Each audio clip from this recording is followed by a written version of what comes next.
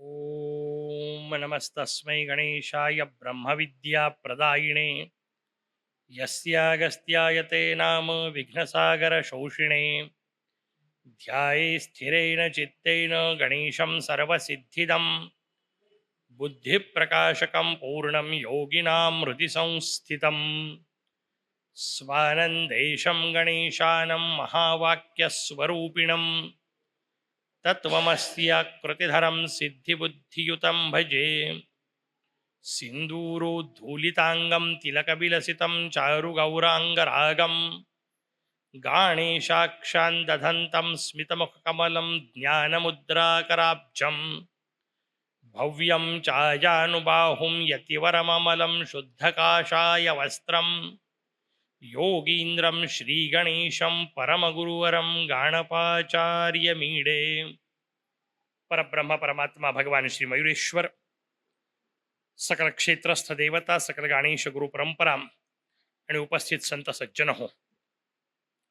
प्रथम खंडाच्या विवेचनाचा भाग संपूर्ण झाला आणि स्वाभाविक दक्षाने प्रश्न केला की मत्सरासुराचं चरित्र जसं आपण वर्णन केलं तसं आपण मला आता एकदंताचं चरित्र समजावून सांगा. मुद्गलाचार्य सांगायला सुरुवात करतात. ते म्हणतात, मी तुला आधी एक दुसरा संवाद सांगतो. गृच्छमद आणि प्रल्हादाच्या संवादाच्या माध्यमातून तुला हे चरित्र मी ऐकवील. मी आपल्याला पहिल्या दिवशी सांगितलं, बोलताना आपण त्याच्यावर विवेचन केलं की कुठलंही जेव्हा संवाद सुरू होतो कुठल्याही पुराणात, याच पुराणात म्हणून नाही, तर त्या पुराणामध्ये तुम्ही जेव्हा केव्हा कुठल्याही ऋषींना काही विचारता तेव्हा ते सरळ स्वतःचं उत्तर देत नाहीत, तर ते आधीच्या कोणाचा तरी संवाद सांगतात. मग हाच प्रश्न त्यांनी यांना विचारला होता, त्यावेळी त्यांनी जे सांगितलं ते मी तुला सांगतो. त्या प्रकारात आता त्यांनी गृच्छमद आणि प्रल्हादाचा संवाद सुरू केला. कारण गृच्छमदांनीही हेच सांगितलं. वारंवार वेगवेगळ्या ऋषींचे नावं एवढ्यासाठी येतात आणि वारंवार तेच कथानक किंवा तोच उपदेशाचा भाग येतो. आपल्याला एकदाच आपण जेव्हा 20-21 दिवसात वाचतो किंवा आपल्या सवयी सोयीनुसार वाचतो तेव्हा आपल्याला असं नक्की वाटू शकतं की अहो तेच ते पुन्हा पुन्हा सांगितलंय. तेच ते का असतं याचे दोन कारण समजून घ्यायचे. पहिलं महत्वाचं कारण की ते आपल्याला आपण एकत्र वाचत असल्यामुळे असं वाटतं की तेच वाचत आहे. ते संवाद प्रत्येकाचे वेगळे आहेत. म्हणून एक तर तो विषय महत्वाचा की प्रत्येकाचा वेगळा संवाद आहे.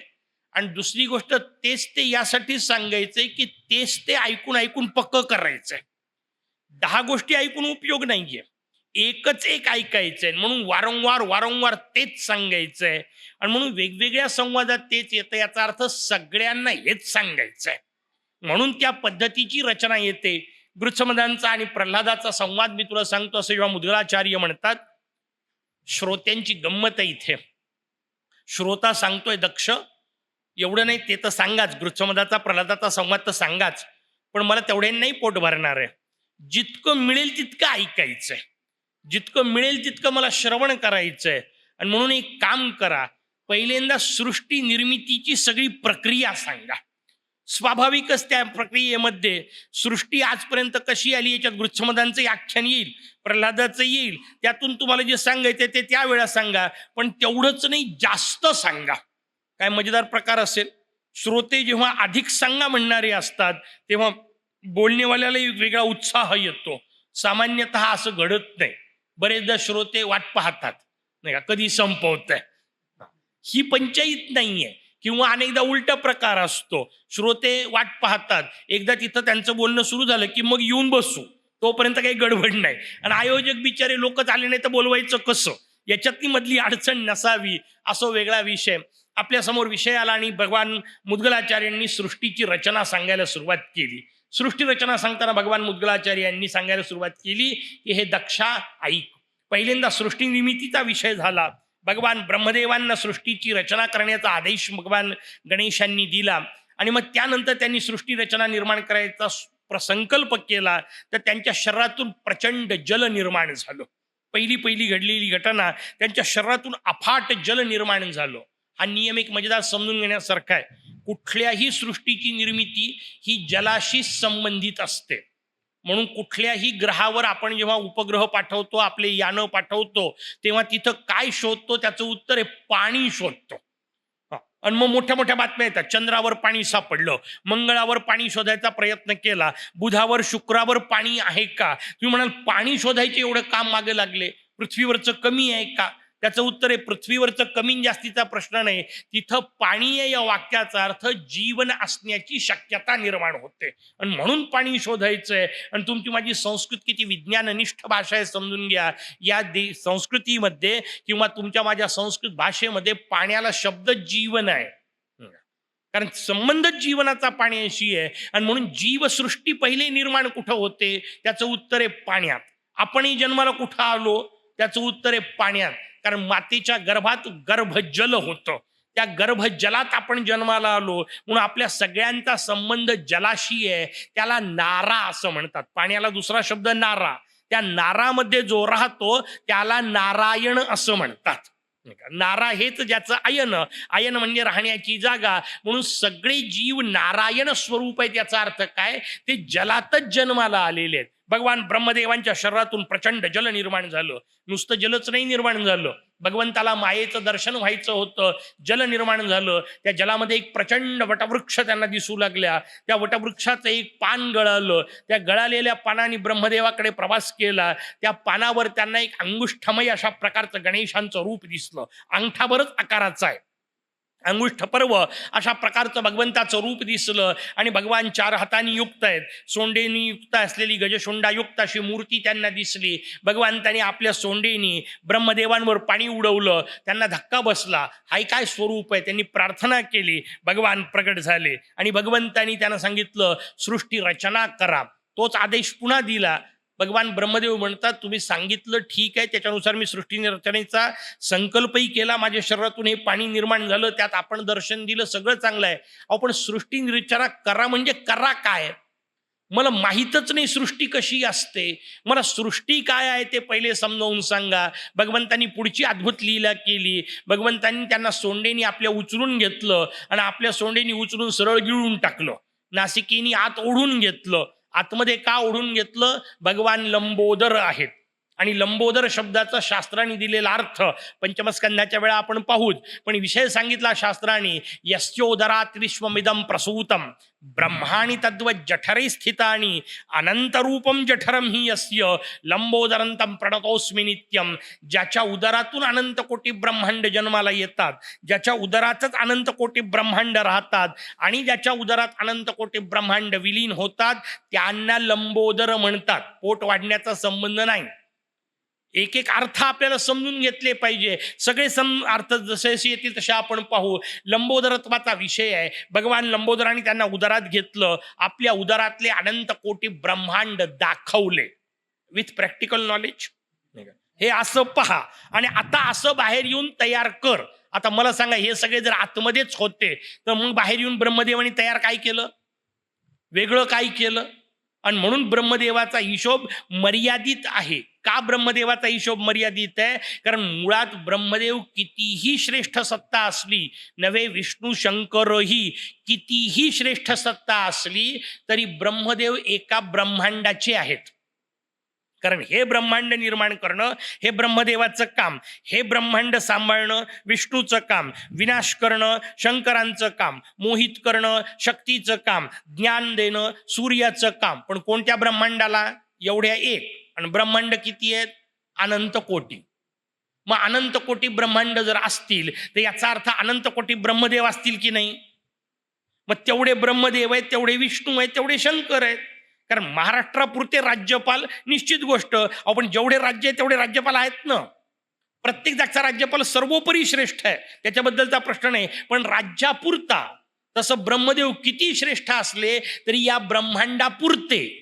आणि म्हणून मोरयाचं वर्णन करताना परमपूज्य अंकुशधारी महाराज वर्णन करतात, अनंत ब्रह्म्यांच्या जनका, अनंत विष्णू पालका, अनंत शंकर संहारका. या अनंत ब्रह्मदेव आहेत, त्या सगळ्यांचा तू निर्माता आहेस. कारण या ब्रह्मदेवाला सृष्टी निर्माण कशी करायची हे मोरया शिकवलं तू आहे. या विष्णूंना पालन कसं करायचं हे शिकवलं तू आहे. ब्रह्मदेवांना ती सृष्टीची रचना सांगण्यात आली आणि ब्रह्मदेव बाहेर आले. बाहेर आल्यानंतर त्यांनी या सृष्टीची रचना केली ज्याच्यामध्ये आपण राहतो. पहिल्यांदा मनात संकल्प आला काहीतरी निर्माण व्हावं आणि गंमत अशी विचित्र आहे, पहिली निर्माण झाली तिला अविद्या असं म्हणतात. वाईट पहिले तयार होतं का? कारण नियमच आहे जगाचा. काही करायला बसली की पहिले काहीतरी वाईटच घडत असतं. चांगल्या गोष्टी सहजासहजी निर्माण होत नसतात. म्हणून काल आपण अमृतमंथनाचा विषय केला. अमृतमंथन सुरू केलं, मिळवायचं अमृत होतं. घुसळायला सुरुवात केल्यावर पहिले काय निघालं? त्याचं उत्तर आहे विषच निघालं. हे कशा करता? कथा नाही सांगत आहे नुसत्या, तुमच्या माझ्या चिंतना करता सांगतोय. कारण ही अडचण ज्याला कोणाला ध्यानाचा अभ्यास करायचा आहे त्या प्रत्येकाला येते. त्याच्याकरता कथा आहे. मी ध्यान करायला बसलो की जेवढे वाईट विचार येतील एवढे इतर वेळा कधीही येत नाहीत. ध्यानाचं पहिली अडचण आहे. तुम्ही ध्यानाला बसले की नाना प्रकारचे वाईट विचार मनात येतात आणि ध्यानाला बसलेवाला माणूस पागल होऊन जातो. इतर वेळात एवढे वाईट विचार येत नाहीत. नेमके शांत बसून डोळे मिटले की का येतात? त्याचं उत्तर आहे पहिल्यांदा हेच निर्माण होत असतं. हलाहलच आधी येत असतं आणि ज्याला हलाहल पचवता येतं त्यालाच पुढे अमृत निघू शकतं. बाकी त्यांची अडचण आहे ते हलाहलातच संपतात आणि मग हाल होत राहतात, नाही का? पुढची अडचण असते. म्हणून आपल्याला पहिल्यांदा हे वाईट, आणि जगातल्या कुठल्याही गोष्टीची सुरुवात वाईटनीच होणार आहे. पहिल्यांदा दुष्टत्वाचाच परिणाम येणार आहे. पहिल्यांदा संकटच येणार आहेत. त्या संकटांकरता तर हिशोबात 3 जण ठरवले. आमचे महाराज भरतुराडी सांगतात 3 प्रकारचे माणसं असतात. कोणते? एक, संकट येईल या भीतीने कामाला हातच लावत नाहीत, त्यांना नीच असं म्हणतात. दुसरे ते जे संकट येईपर्यंत चालवतात, संकट आलं का सोडून देतात, त्यांना आरंभशूर असं म्हणतात. सुरुवातीला खूप ताकद असते आणि सुरुवात करायची आणि मध्ये संकट आलं की जाऊ दे त्याच्यात काही पडलं नाही म्हणून मध्ये सोडून देतात. तिसरे सांगितले वारंवार विघ्न येत राहिले तरी त्या विघ्नाच्या उरावर बसून विघ्नराजाच्या कृपेने पार जातात, त्यांना उत्तम पुरुष म्हणतात. ही 3 रचनाच असते. म्हणून पहिल्यांदा दुष्टत्वाचंच वर्णन असतं आणि सगळ्यांनीच केलं ना. माऊलींनी नाही केलं. माऊली मागायला बसली पसायदान. मागायचं कोणाकरता? जगाच्या कल्याणाकरता. पहिला हिशोब कोणाचा केला? जे खळांची व्यंकटी सांडो. संत नंतर आले, चिंतामणीचे गावं नंतर, अमृत पियुषांचे कल नंतर सगळा विषय. पहिले खलांचा विचार का? कारण पहिले दुष्टत्वच बाहेर येत असतं. आणि का ध्यानात येतं? त्याचं उत्तर आहे की ध्यानातच तर फक्त आपण शांत होतो. शांत झाल्यानंतर कालपर्यंत दाबून ठेवलेले हे सगळे विकार वर येतच असतात. हे समजून घेण्याकरता कथा आहे. ब्रह्मदेवानी निर्मिती केली, पहिल्यांदा गडबड झाली, अविद्या निर्माण झाली. अविद्या कशाला म्हणतात? तुम्ही आम्ही जे काही जगामध्ये आल्यानंतर शिकतो या सगळ्याला शास्त्राने अविद्या म्हटलं. आपण त्याला फालतूच विद्या म्हणतो आणि मग त्याची ती जिथं मिळते त्याला विद्यालय म्हणतो, नाही का? जिथं खूप मोठ्या प्रमाणात मिळते त्याला महाविद्यालय म्हणतो, नाही का? जिथं अगदी त्याचं स्थान असतं त्याला विद्यापीठ म्हणतो, नाही का? आम्ही गमतीने त्याचे वेगळे अर्थ लावत होतो. जिथे विद्येचा लय होतो त्याला विद्यालय म्हणतात, जिथं विद्येचं पार पीठ पडतं त्याला विद्यापीठ म्हणतात, आणि जिथं ते मुक्तपणे पडतं त्याला मुक्त विद्यापीठ म्हणतात. गमतीचा भाग त्यातला बाजूला ठेवा, विषय समजून घ्या. शास्त्राने सांगितलं पोट भरण्याकरता किंवा व्यवहार चालवण्याकरता जे लागतं त्याला विद्या म्हणत नाही, त्याला अविद्या शब्द वापरला. आणि म्हणून एका बाजूला अविद्या निर्माण होते. पहिल्यांदा अविद्या निर्माण होते, गाणपत्य संप्रदायात तिला सिद्धी असं म्हणतात. ती सिद्धी प्रगट होते, मग विद्या प्रगट होते. नंतर आला तो विषय, पण आता आलाय म्हणून सांगतो आपल्याला. अविद्येला सिद्धी असं म्हणतात, विद्येला बुद्धी असं म्हणतात, आणि मग विद्या रमणा. विद्या आणि अविद्या दोन्हींचा रमण म्हणून भगवान गणेशांचं चिंतन करायचं असतं. पहिल्यांदा ती अविद्या निर्माण झाली, ती त्रिगुणात्मिका होती, 3 गुणांनी युक्त होती. तिच्या ठिकाणी तमोगुणाचं प्राधान्य वर्णन केलं, कारण तिला ते बाकीच्या गोष्टी करायच्या आहेत म्हणून. 3ही गुण होते. ती त्रिगुणात्मिका जी आहे तिने आपल्यामधून 5 प्रकारे निर्माण झाली. तम, मोह, महामोह, तामिश्र आणि अंधतामिश्र अशा 5 रूपामध्ये ती नटली. याचा अर्थ या 5 प्रकारे तिने कामं सुरू केले. तमोगुण पहिल्यांदा निर्माण झाला, त्यांनी काय केलं? त्याचं उत्तर आहे त्याच्यावर अंधकार निर्माण केला. अंधकार निर्माण केला याचा अर्थ झाकण टाकल्या गेलं, आच्छादन केल्या गेलं. आणि सगळी गडबड तेव्हाच होते जेव्हा आच्छादन पडतं. जसं व्यवहारातले उदाहरणं सांगतो म्हणजे आपल्या लक्षात येईल. संध्याकाळी आपण निघालोय, अर्धवट अंधार आहे, पूर्ण अंधारही नाही, पूर्ण प्रकाशही नाही, अशी अवस्था जेव्हा असते, रस्त्यात दोरी पडलेली असते, आपल्याला काय दिसतं? सापच दिसतो. का? कधीतरी एखाद्या असं उलट झालंय का, साप चालला होता ना आपल्याला दोरी दिसली? काय हरकत आहे? नाही होत असं. दोरी दिसली की त्याचा सापच वाटतो. का? कारण वाईट आतमध्ये भरलेलंच आहे. मजेदार रचना समजून घ्या. संतांमध्ये आपला मधला फरक कळला पाहिजे. मुदगलानंतर काय झालं पाहिजे त्याच्याकरता आपल्याला सांगतोय. एकनाथ बाबांच्या जीवनातली एक कथा आठवली म्हणून मुद्दाम आपल्याला सांगतो. नाथ बाबा रात्री फिरायला निघाले होते, अमावास्येची रात्र. नाथबाबा एकटेच निघाले, रस्त्यात स्मशान होतं. एक तर मुळात आपल्यासारखा जाणारच नाही, पण अमावास्येच्या रात्री नाथबाबा एकटेच निघाले, रस्त्यात स्मशान लागलं. स्मशानापाशी एक ब्रह्मसंबंध प्रगट झालं. असतं की नसतं मला विचारू नका, कथेचा भाव फक्त समजून घ्यायचा. एक राक्षस, ब्रह्मराक्षस दणकन झाडावून उडी मारून आला, नाथांच्या समोर उभा राहिला आणि नाथांनी सहज विचारलं, काय पांडुरंग इकडे कुठे? काय मजेदार रचना आहे. येऊन उभं राहिले ते ब्रह्मसंबंध आहे. अमावास्येच्या रात्री येऊन पोचलंय स्मशानाच्या जवळ, पिंपळाच्या झाडावरून उडी मारलेलं त्याला नाथ सहज विचारतात, काय पांडुरंग इकडे कुठे? आता जर विचार करा, नाथाच्या जागी आपण असतो, दिवस जरी असता, रात्र जाऊ द्या, अमावास्याने पौर्णिमा जरी असती, अचानक पांडुरंग समोर येऊन मारायला तरी आपल्याला भूत वाटेल. किती भयानक अवस्था आहे. त्यांना भूतात पांडुरंग दिसतो, आपल्याला पांडुरंगात भूत दिसायची वेळ येते. का? कारण नाथांनी सांगून ठेवलं, अंतरीचे धावे स्वभावे बाहेरी. जे आतमध्ये आहे तेच आपल्याला भूत का दिसतं? कारण भूतच भरलंय ना. साप का दिसतो? वास्तविक काही गरज नाही, दोरीच्या जागी साप दिसतो. पण का दिसतो? त्याचं उत्तर आहे, दोरीचं स्वरूप झाकल्या जातं. दोरी झाकल्या गेली की आपल्याला दोरीच्या जागी साप दिसतो. तसं मा सिद्धी पहिलं काम करते, भगवंतावर आच्छादन टाकते. पण हे वाक्य व्यवस्थित समजून घेतलं पाहिजे. भगवंतावर आच्छादन पडू शकतं का? त्याचं उत्तर आहे नाही. कारण आच्छादन हे नेहमी माझ्यापेक्षा मोठं लागतं. मला जर झाकायचं असेल तर मी जर 6 फुटाचा असेल तर झाकण्याची गोष्ट निदान 6.25 फूट तर पाहिजे ना, तेव्हा तुम्हाला झाकता येईल. 5.5 फुटामध्ये झाकता कसं येईल? कुठं ना कुठेतरी उघडं राहणार आहे. भगवंतावर आच्छादन पडू शकत नाही, कारण भगवान सर्वव्यापी आहे. मग आच्छादन कुठं पडतं? त्याचं उत्तर आपल्याला उदाहरण सांगता येईल. सूर्य येतो, सूर्याच्या समोर ढग येतो, ढग आल्यानंतर सूर्य झाकल्या जातो. मला सांगा, ढगानी सूर्य झाकला हे वाक्य खरं आहे? वापरतो आपण. मध्ये ढग आला, त्या ढगाने सूर्य झाकला. ढगाची व्याप्ती किती? सूर्यमंडल केवढं? ढगाने कुठं व्यापलं? मग व्यापलं काय? त्याचं उत्तर आहे, ढगाने सूर्य नाही व्यापला, ढगाने तुमचे डोळे व्यापले.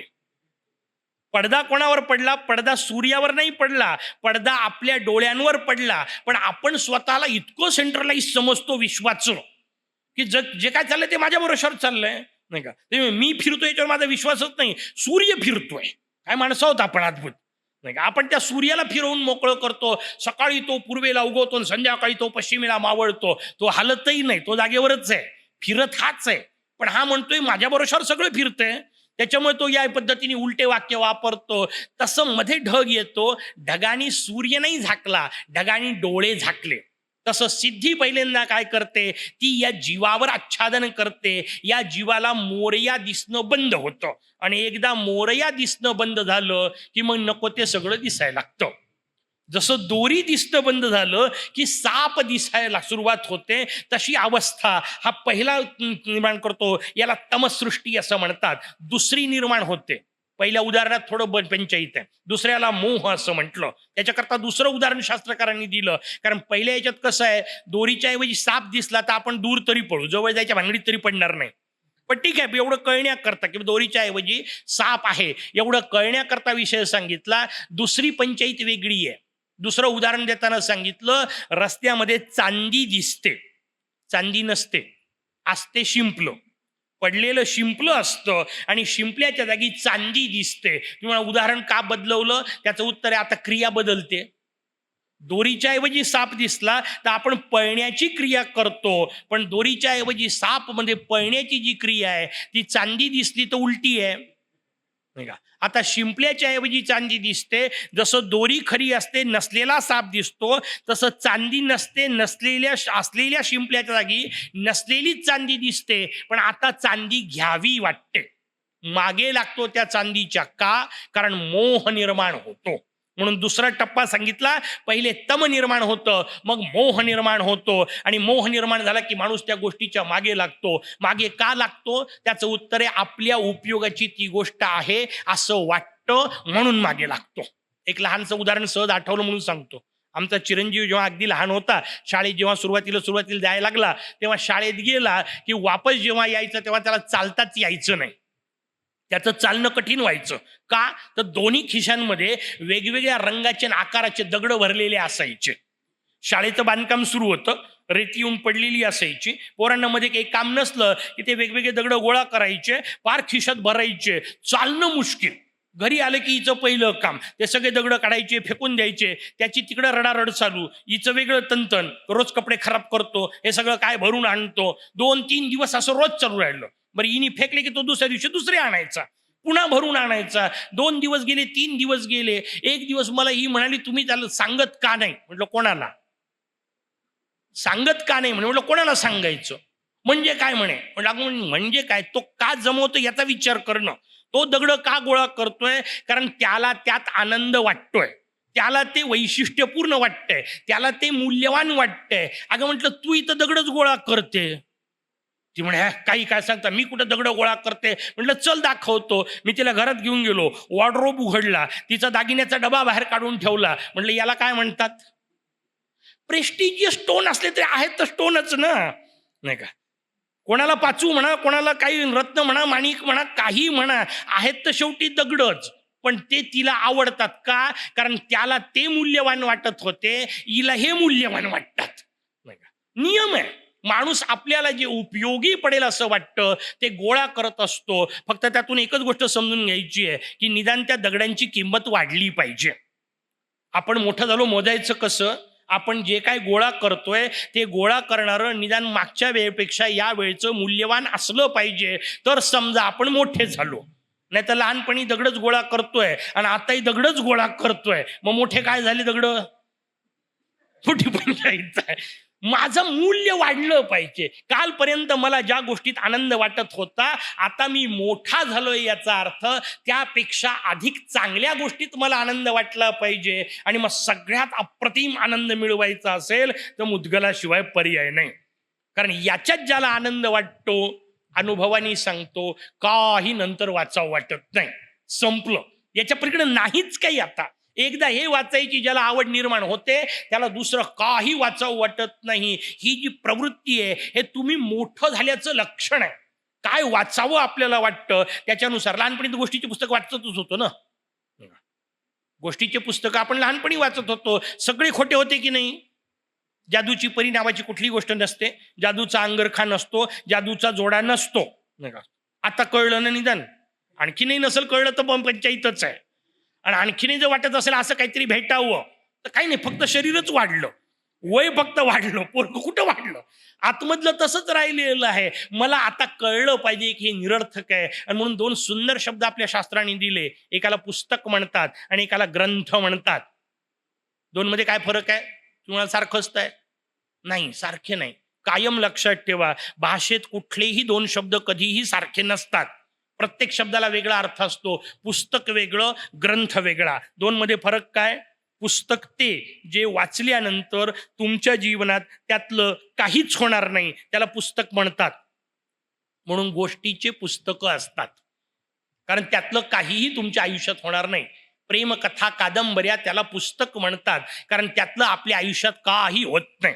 ते फक्त चित्रपटातच होऊ शकतं, ते फक्त कादंबऱ्यातच होऊ शकतं. गेले 20 वर्ष मी महाविद्यालयात शिकवतोय, असं एकदाही घडलं नाही की इकडून पोरं धावत आली, इकडून पोरी धावत आल्यांमध्ये गाणं झालं. असं होते कधी? असं प्रत्यक्षात होत नाही, हे फक्त चित्रपटातच होत असतं. हे काही वस्तुस्थितीत होत नसतं. आणि म्हणून पहिल्या भेटीत प्रेम वगैरे प्रकार, हे जे फालतू प्रकार आपल्याला कादंबऱ्यात, ते फक्त कादंबऱ्यातच असतं, म्हणून ते पुस्तकं. कारण त्यातून आपल्या जीवनात तसं काहीच घडणार नाही. पण ग्रंथ कशाला म्हणतात, त्याचं उत्तर आहे वाचत असेपर्यंत बरं वाटतं आणि वाचल्यानंतर कामी पडत नाही, त्याला पुस्तक म्हणतात. वाचणं बंद केल्यानंतर आणि बंद करून ठेवल्यानंतर आयुष्याला आकार देतं, त्याला ग्रंथ म्हणतात.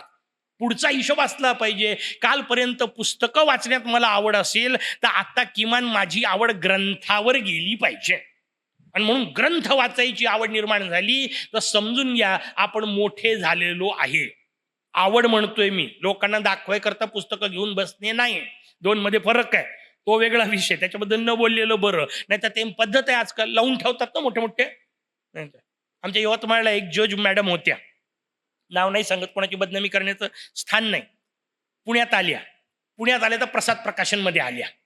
योग कर्मधर्म संयोगाने प्रसाद प्रकाशननी सगळे आपली वेद आपली पुराणे नावाचे ग्रंथ काढले. यांना ते फार आवडले. दिसायला सुंदर दिसतात म्हणून विकत घेतले. हा काय निकष आहे का? पण दिसायला सुंदर दिसतात म्हणून सगळे पुस्तकं विकत घेतले, घरी नेले. तेवढे सुंदर पुस्तकं समोर दिसले पाहिजे, इम्प्रेशन पडतं ना, नाही का? पुस्तकं लाईननी मांडून ठेवले याचा अर्थ खूप विद्वान आहे असं लोकांना विनाकारण वाटतं. यांनी नवीन रॅक तयार करून घेतली, त्याच्यात सगळे पुस्तकं लाईननी ठेवले लावून. 6 महिने वेळच मिळाला नाही बाईंना वाचायला. 6 महिन्यानंतर वेळ मिळाला तर यांनी एक पुस्तक काढलं. कर्मधर्म संयोगाने त्यांच्या सुदैवानी म्हणा की दुर्दैवानी म्हणा, ऐतरेय उपनिषद नावाचं उपनिषद निघालं. पहिला मंत्र निघाला, पूर्णमदः पूर्णमिदं पूर्णात् पूर्णमुदच्यते. खाली अर्थ होता, हेही पूर्ण आहे तेही पूर्ण आहे. पूर्णात पूर्ण मिसळलं तरी पूर्ण हे पूर्णच असतं, पूर्णातून पूर्ण काढून टाकलं तरी पूर्ण हे पूर्णच असतं. बाईच्या पूर्ण डोक्यावून गेलं, कळणारच नव्हतं. बाईंचा मला फोन, कसंही कर भेटायला ये, गाडी पाठवते. मी आपली गाडी घेऊन गेलो, ती जाऊन पोहोचलो. सुंदर पुस्तक दिसले, म्हटलं वा काय अप्रतिम ग्रंथसंग्रह आणला. म्हणे त्याच्याच करता तुला बोलवलं, समजत काहीच नाहीये. म्हणजे आणला कशाला? म्हणून पंचायत झाली म्हणे, मी एकच पुस्तक काढलं, पहिलंच पण मला समजत नाही, मी काय करू? म्हटलं एकच उपाय देऊन द्या मला. ग्रंथदानाचं फार मोठं पुण्य असतं. सगळे ग्रंथ मी घरी घेऊन आलो. ग्रंथ वाचनायचं आहे म्हणतोय मी तुम्हाला, नुसते लावून ठेवले उपयोग नाही. आणि वाचनाचा पुढचा हिशोब सांगितला, एकत्री ओवी अनुभवावी, त्याच्यानुसार माझ्या जीवनामध्ये आचरण झालं पाहिजे. हे जेव्हा होतं तेव्हा आपल्याला मोठं होता येतं. हे नाही झालं की माणसाला मोह निर्माण होतो. म्हणून पहिल्यांदा तम, त्यानंतर मोहाची सृष्टी निर्माण झाली, त्यानंतर महामोह निर्माण झाला. महामोह त्याला का म्हटलं? कारण आत्तापर्यंत मोहामध्ये काही कर्म केल्या जात होते. महामोह विपरीत कर्म करतो. म्हणजे जी गोष्ट तुम्हाला जास्त त्रासदायक तीच करत राहायची. ज्याच्यामधून आपल्याला पुनर्जन्म घ्यायला भाग पडणार आहे तेच करावं लागतं. माणूस म्हणून जन्माला आलोय, लक्षात ठेवा. इलाज असो नसो, इच्छा असो नसो, एकदा मरावं लागणार आहे. पर्यायच नाहीये त्याला, कारण तुमच्या हातात नाहीच आहे. एकदा मरणं भाग आहे. आणि आपल्यापैकी प्रत्येकाला मरणाची भीती वाटते की नाही? मरायचं नाही आहे की नाही? इथं बसलेल्या प्रत्येकाला असं वाटतं आपण मेलो नाही पाहिजे, एकदा मरावंच लागणार आहे. पण आता जर मरायचं नसेल तर उपाय काय? त्याचं उत्तर आहे, एकच उपाय आहे, पुन्हा जन्माला न येणे. जन्मालाच नाही आलो की मरायचं कामच नाही, भानगडच नाहीये. आणि पुन्हा जन्माला न येणे नावाची गोष्ट फक्त आणि फक्त मानवी जीवनात शक्य आहे. त्याच्यासाठी उपयोगी असलेले जे कर्म ते करण्यापासून जो अडवतो त्याला महामोह म्हटलं. तो याच सृष्टीमध्ये पुन्हा पुन्हा येण्याचे कर्म सांगतो. मग तामिश्र नावाची चौथी सृष्टी निर्माण झाली किंवा तिचं चौथं रूप निर्माण झालं, त्या अविद्येचं. तामिश्राने रोग तयार केले. विकर्माचा परिणाम काय? विकर्माचा परिणाम रोग असतो. शास्त्रांनी सांगितलेले जे कर्म आहेत त्या कर्मानुसार आपण जगलो की निरोगी राहू शकतो. त्याच्या विरुद्ध झालं की पाप लागतं. आणि पाप म्हणजे काय? मेल्यावर नरक वगैरे मिळतात, तो नंतरचा भाग आहे. इथं नरकासारखी अवस्था होते, हेच सगळ्यात वाईट आहे.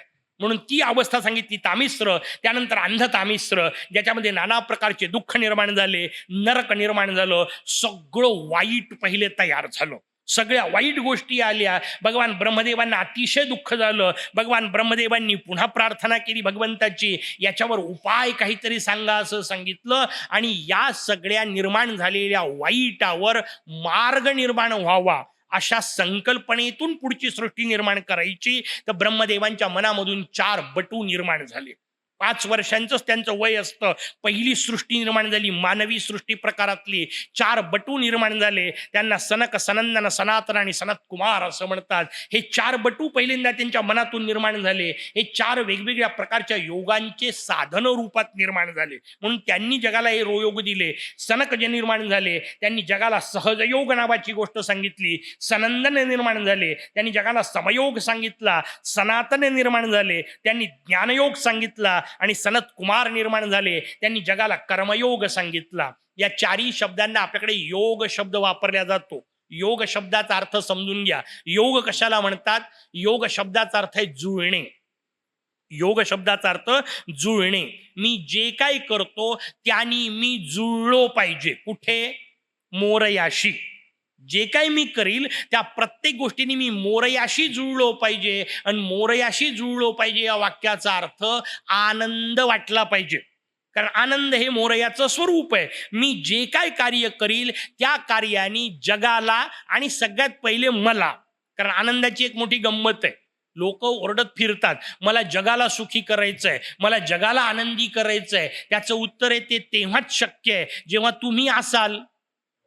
पण हा दुःखात आणि हा जगाला सांगतोय मला जग आनंदी करायचंय, असं नसतं करता येत. आनंद ही पसरवण्याची गोष्ट आहे आणि ती तेव्हाच पसरवता येते जेव्हा तुमच्या जवळ असते. म्हणून शब्द दिला मुद गल, ओसंडून वाहणे. ओसंडून तेव्हा वाहतं जेव्हा माझ्या आतमध्ये भरलेलं असेल. तो विषय आपल्या समोर आला. म्हणून हे 4 बटू निर्माण झाले. यांनी 4 योग आपल्याला सांगितले. त्यानंतर पुन्हा अशाच प्रकारची सृष्टी निर्माण करत गेले ब्रह्मदेव. आणि ब्रह्मदेवांना कंटाळा आला, कारण निर्माण होणारी ही सगळी सृष्टी एक रस होती. सगळी योगात्मकच सृष्टी निर्माण होत होती. भले योगातले वेगवेगळे प्रकार होते, पण सगळी यौगिक सृष्टी निर्माण होती. भगवान म्हणतात नाही जमत आहे, काहीतरी गडबड झाली, वेगळं काहीतरी तयार झालं पाहिजे. त्यातून त्यांना एक विशिष्ट प्रकारचा राग आला आणि त्या रागातून बाकीच्या गोष्टींना त्यांच्या डोळ्यात विचार आला की आता वेगळं काहीतरी झालं पाहिजे. आणि मग त्या रागातूनच त्यांच्या मनातून एक बालक जन्माला आलं, जे रडत रडत जन्माला आलं. ते रोदन करून जन्माला आलं, म्हणून त्यांना रुद्र असं नाव ठेवलं. रुदन करत आला म्हणून रुद्र नाव ठेवण्यात आलं. हे रुद्र 12 प्रकारे प्रगट झाले. मग 11 प्रकारे प्रगट झाले, त्यांना 11 रुद्र असं म्हणतात. 11 रुद्र प्रगट झाले. अजयी कपाद इत्यादी नावांनी त्यांचं वर्णन आपल्या समोर केलं. मग वेद विद्या प्रगट झाली. पहिल्यांदा अविद्या प्रगट झाली होती, त्यानंतर विद्येचा विषय प्रगट झाला. त्यानंतर ब्रह्मदेवांनी 10 प्रजापती निर्माण केले, सगळ्यांचे नावं दिलेले आहेत. नारदादिक जन्माला आले त्या 10 प्रजापतींमध्ये. या सगळ्यांना सांगण्यात आलं तुम्ही सृष्टी निर्माण करा. हे जे 3 खंड आहेत ना मुद्गलातले, हे 3 खंड करताना नाईलाजानी सारखं वहीकडं पाहणं भाग आहे. कारण या 3 खंडामध्ये तुमच्या सगळ्या स्मरणशक्तीची वाट लावलेली आहे. इतकी गोष्टी देऊन ठेवल्या आहे की तुम्ही पाठ करूच शकत नाही. त्याचं उत्तर आहे 2रा खंड, त्यातली सगळी सृष्टी निर्मितीची प्रक्रिया. 4था खंड, ज्याच्यात मुद्गलांनी दिलेल्या कथा सगळ्या याच्या वेगवेगळ्या चतुर्थींच्या कथा. आणि 6वा खंड आपल्या मोरगावचं वर्णन. इतक्या देवता की तुम्ही पाय ठेवताना भीती वाटेल की कुठली तरी देवता आहेच बहुतेक खाली. इतक्या देवतांचं वर्णन, प्रत्येक टप्प्यावर देवतांचं वर्णन केलं. हे वर्णन कधीही पाठवू शकत नाही, किती स्मरणशक्ती असली तरी. म्हणून नाईलाजानी पाहत आपल्याला निदान ह्या 2-3 गोष्टी तरी वर्णन करावं लागणार आहे. कारण इतके राज्य, याच्या पोटी हा जन्माला आला, त्याच्या पोटी तो, त्याच्या पोटी तो, त्याच्या पोटी तो. इथं घरातले आठवत नाहीत लवकर, नाही का? 4 मामा 5 मामे असतील, आत्या असतील तर त्यांचे पोरं लवकर आठवत नाही कोणाचा कोणता. हे एवढे सगळे राज्य कसे आठवायचे, ते सगळे भानगडीत पडूच नाही आपण. ते ज्यांना पाहायचंय त्यांनी आरामशीर मुद्गल वाचा, त्याच्यातून ते राजे समजून घ्या. त्यातल्या ज्या राजांच्या चरित्रातून मला काही शिकण्यासारखं आहे तेवढ्यांना स्पर्श करू, बाकीच्यांना वंदन करू. सगळ्यांना शक्यच नाही, कारण त्याच्यावर बोलत बसलं. ते मग अशी सांगितलं, पहिल्या दिवशी सांगितलं असं कमीत कमी रोज 3 तास 12 वर्ष तेवढी तयारी असेल तर मग सगळ्या राजांबद्दल सांगतो, हरकत नाही. पण तेवढा आपल्याजवळ वेळ नाही. विचार निर्माण झाला, पहिले नारद निर्माण झाले. नारदांना सांगितलं, या सगळ्या प्रजापतींना सांगितलं सृष्टी निर्माण करा. नारद म्हणतात मी भानगडीत पडणार नाही, फालतूची कामं माझ्या मागे लावू नका, हे सगळं मायामय आहे, मी या भानगडीत पडणार नाही. ब्रह्मदेवांनी शाप दिला, कारण पहिलेच काम सांगितलं, पहिल्याच कामाला पोरग नाही म्हणत असेल तर बाप करल काय दुसरं. पहिल्या कामाला नाही म्हटल्यावर ब्रह्मदेवांनी शाप दिला, तू शूद्र योनीत जाशील, याचा अर्थ अतिशय अधम अवस्थेत जाशील. नारद म्हणतात तुम्हाला शाप द्यायचं काही कारण होतं का मला विनाकारण? विनाकारण तुम्ही मला शाप दिला, आता मी परतफेड म्हणून तुम्हाला शाप देतो. कशा करता हे समजून घेण्यासारखं आहे. तुम्ही जे पेरलं तेच उगवणार आहे. ब्रह्मदेवानी जर नारदाला शाप दिला तर नारद काय ब्रह्मदेवाला आशीर्वाद देणार आहेत का? नाही का, शुभेच्छा देणार आहेत का? जगाचा हा नियम आहे. तुम्ही समोरच्याला हो म्हटलं तर तो तुम्हाला का हो म्हणतो. पण तुम्ही समोरच्याला बोलताना अच्या पुढे जो दोनचा पाडा वापरला तर तो काच्या पुढे दोनचा पाडा वापरल्याशिवाय राहत नाही. नियम आहे. दोनचा पाडा केला होता ना पाठ. अच्या पुढे वापरला की तो म्हणणारच आहे. साधा नियम आहे. समर्थांनी फार सुंदर सांगितलं, बोलिले तैसे उत्तर येते, पेरिले तैसे उगवते, बोलिले तैसे उत्तर येते, तरी मग कर्कशे बोलावे काय निमित्ते. तुम्ही जे पेराल ते वापस येणार आहे. ब्रह्मदेवांनी शाप दिला, वापस. आणि ही सृष्टीचा नियम आहे, लक्षात ठेवा. सगळ्या सृष्टीचा नियम, सगळ्या या प्रकृतीचा नियम हा एखाद्या इको पॉइंट सारखा असतो. अनेक जागी आपण फिरतो, इको पॉइंट असतात. त्या इको पॉइंटला जाऊन उभे राहिले, तुम्ही जोरात आवाज केला की 3 वेळा 5 वेळा तुम्हाला आवाज येतो. काय येतो? तिथं लोक उभे राहतात, जोरात ओ करून ओरडतात, समोरून 5 वेळा ओ ओ ओ ऐकू येतं. तिथं जोरात उभं राहून शिट्टी वाजवतात, समोरून 5 वेळा शिट्टी ऐकू येते. काही अद्वितीय असतात, तिथं उभं राहून शिव्या देतात. सृष्टी तुम्हाला 5 वेळा वापस करते. मग एकच काम करा, त्या इको पॉइंटवर जाऊन उभे राहा आणि जोरात ओरडा, विश्वाचं कल्याण हो. तुम्हाला 5 वेळा वापस मिळेल. तुम्ही जे जगाला द्याल तेच तुमच्याकडे परत येणार आहे. ब्रह्मदेवांनी शाप दिला, नारदांनी ब्रह्मदेवांना शाप दिला. तुम्ही अपूज्य व्हाल म्हणून ब्रह्मदेवाची पूजा केल्या जात नाही, ब्रह्मदेवाची मूर्ती मांडल्या जात नाही. पुष्कर एक अपवादात्मक ठिकाण आहे, पण बाकी जागी ब्रह्मदेवाची पूजा होत नसते. त्याचं कारण आपल्या समोर सांगितलं, ब्रह्मदेव अपूज्य आहेत. म्हणून विषय आला, ब्रह्मदेव अपूज्य आहेत नाही, नुसतं ब्रह्मदेवांचं कार्य सुद्धा अपूज्य मानलं. कारण ब्रह्मदेवांचं कार्य आहे निर्मिती. आणि मग निर्मितीचा आपल्याकडे नियम आहे, घरामध्ये नवीन निर्मिती झाली की 10 दिवस अपूज्य नाही. त्याच्यानंतर वृद्धी वापरल्या जाते आणि 10 दिवस देवपूजा केली जात नाही. म्हणून ब्रह्मदेव तर अपूज्य झालेच झाले, ब्रह्मदेवाची निर्मितीची प्रक्रिया सुद्धा अपूज्य झाली. त्याच्याशी संबंध, अर्थात त्याचे वेगळे कारण आहेत. ते पूजा का करायचे नाही फार वेगळा विषय होता. आजच्या काळात तो कितपत वापरायचा, मुळात वापरतच कोण म्हणा. आता मी उगीच सांगतोय म्हणून तुम्हाला ते ऐकून तरी माहिती आहे. 10 दिवस आपल्या घरामध्ये नवीन बालक जन्माला आल्यानंतर घरामध्ये पूजा करत नव्हते. का करत नव्हते? त्याचं कारण आहे, ते इतकं शुद्ध जीव असतो की त्याच्या कानावर पडलेल्या बीजमंत्रांनी त्याचे चक्र केव्हाही जागृत होऊ शकतात.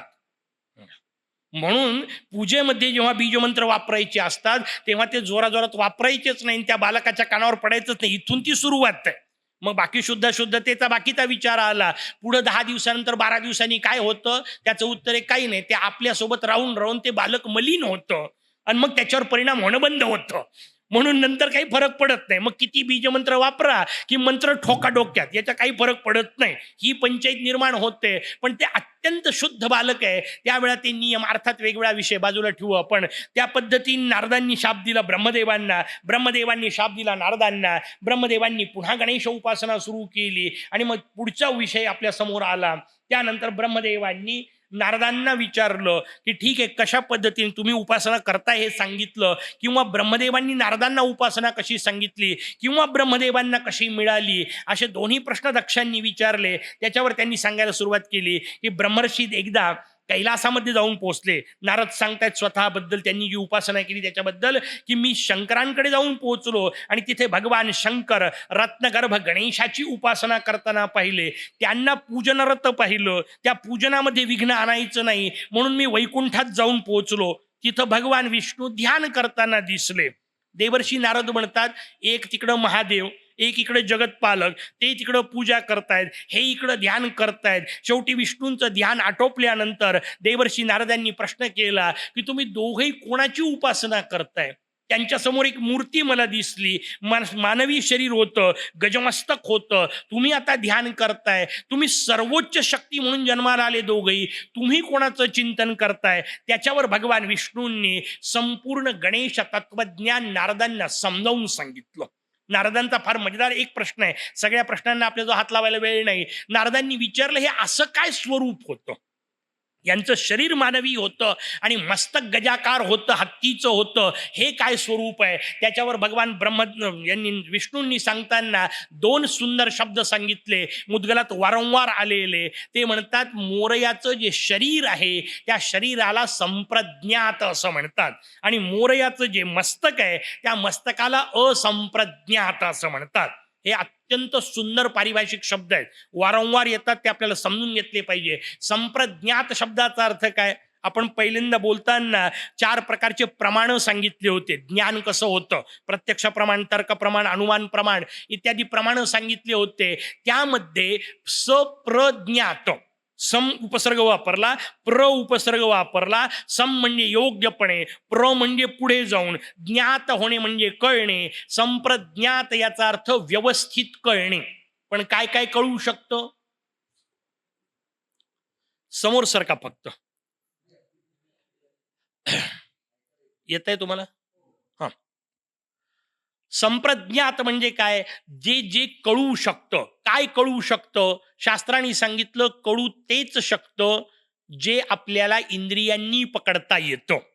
आणि म्हणून फार पुढचा विचार करताना केनोपनिषदाने एक अद्भुत रचना आपल्या समोर सांगितली. केनोपनिषद सांगतं ज्याला काही कळलेलं आहे त्याला काहीही कळलेलं असण्याची शक्यता नाही, पण ज्याला काही कळलेलं नाही असं वाटतं त्याला कदाचित कळलेलं असू शकते. कळलं? आता हो म्हणावं तरी पंचायत. कारण उपनिषदच सांगतं ज्याला कळलंय त्याला काही कळलेलं नाही. कारण कळणे या शब्दाचाच अर्थ आहे जे तुम्हाला इंद्रियांनी पकडता येतं ते कळलं. म्हणजे जे तुम्ही डोळ्यांनी पाहू शकता ते कळतं, जे कानाने ऐकू शकता ते कळतं, ज्याला स्पर्श करता येतो ते कळतं. आणि मोरया या कशातच बसत नाही. कारण तो डोळ्यांनी दिसण्याचा विषय नाही, तो कानाने ऐकू येण्याचा विषय नाही, त्याला स्पर्श करता येत नाही. उदाहरणं द्यायलाही दुसरी गोष्ट नाही, म्हणून एका गोष्टी पुरतं सांगतो. प्रत्येक गोष्ट जशाल तशी नाही सांगता येत, कारण दुसरं उदाहरण मोर्याला द्यायला दुसरा कोणी नसतोच ना त्याच्यासारखा. म्हणून उदाहरण फक्त टोकापुरतं. या वायरमध्ये आत्ता वीज आहे, लाईन गेली असू द्या, इतर वेळा वायरमध्ये वीज आहे. कशावरून? हात लावून पहा. नाही का? दिसते का? ती दिसत नाही, पण ती दिसत नसली तरी आहे. आणि मी तुम्हाला सांगतो हात लावलं की थंड थंड वाटतं. कशावरून? ज्यांनी ज्यांनी हात लावला ते थंड पडलेली मी पाहिलेत, म्हणजे थंड वाटतं. भाव समजून घ्या. वीज दिसत नसते पण विजेचा परिणाम दिसतो. आणि काही गोष्टी अशाच समजून घ्यायच्या असतात. एक लहानसा बालक होता, इकडचं तिकडचं ऐकलं, कीर्तन प्रवचन ऐकतात, त्यांच्या पातळीवर ऐकलं. त्यांनी सांगितलं भगवान पाहायला पाहिजे. सगळ्यांनी सांगितलं होतं भगवंताला शरण गेलो पाहिजे. लेकराला तेवढंच वाक्य समजलं, बाकी काही कळलं नाही. पोरग उठलं, गावाच्या बाहेर धावत गेला. गावाच्या बाहेर एक मंदिर होतं, मंदिरात एक महात्मा राहायचे. म्हणजे तुम्ही देव पाहिलाय का? यांच्या लक्षात आलं, प्रवचनातून आला. कारण हे प्रश्न तिकडच पडतात. प्रवचनात काहीतरी कीर्तनात ऐकून आला, त्या लेकराला त्याच्या लेवलवरच सांगितलं पाहिजे. त्याला मोठमोठे तत्वज्ञान सांगून काय उपयोग आहे? त्याच्या पातळीवर तर सांगायचं. म्हणे काय झालं बाबा? बस. म्हणे देव पाहिला का? मला दिसेल का? सांगितलं थांब, एक काम कर, चल बगीच्यात जाऊ, नंतर बोलू. तिथं बगीच्यात गेल्यानंतर बाबा त्याला घेऊन बगीच्यात आले. बगीच्यात आल्यानंतर त्यांनी सांगितलं पहा किती सुंदर सुंदर फुलं फुललेत. इकडं तिकडं गप्पा मारायला सुरुवात केल्या. एक लहानसं झाड दाखवलं. म्हणे याला काय दिसतंय? म्हणे फूल आहे. म्हणे फुलाच्या मागे काय आहे? म्हणे देठ आहे. म्हणे देठाच्या मागे काय आहे? म्हणे पानं आहेत. पानाच्या मागे काय आहे? फांदी आहे. म्हणे फांदीच्या मागे काय आहे? खोड आहे. म्हणे खोडाच्या मागे काय आहे? म्हणे त्याच्या खाली मूळ आहे. म्हणे दिसतं का? ते म्हणे नाही. म्हणे उपटून पाहू. पोरग पटकन म्हणे, हो असं काय करता? ते उपटलं तर झाड मरण.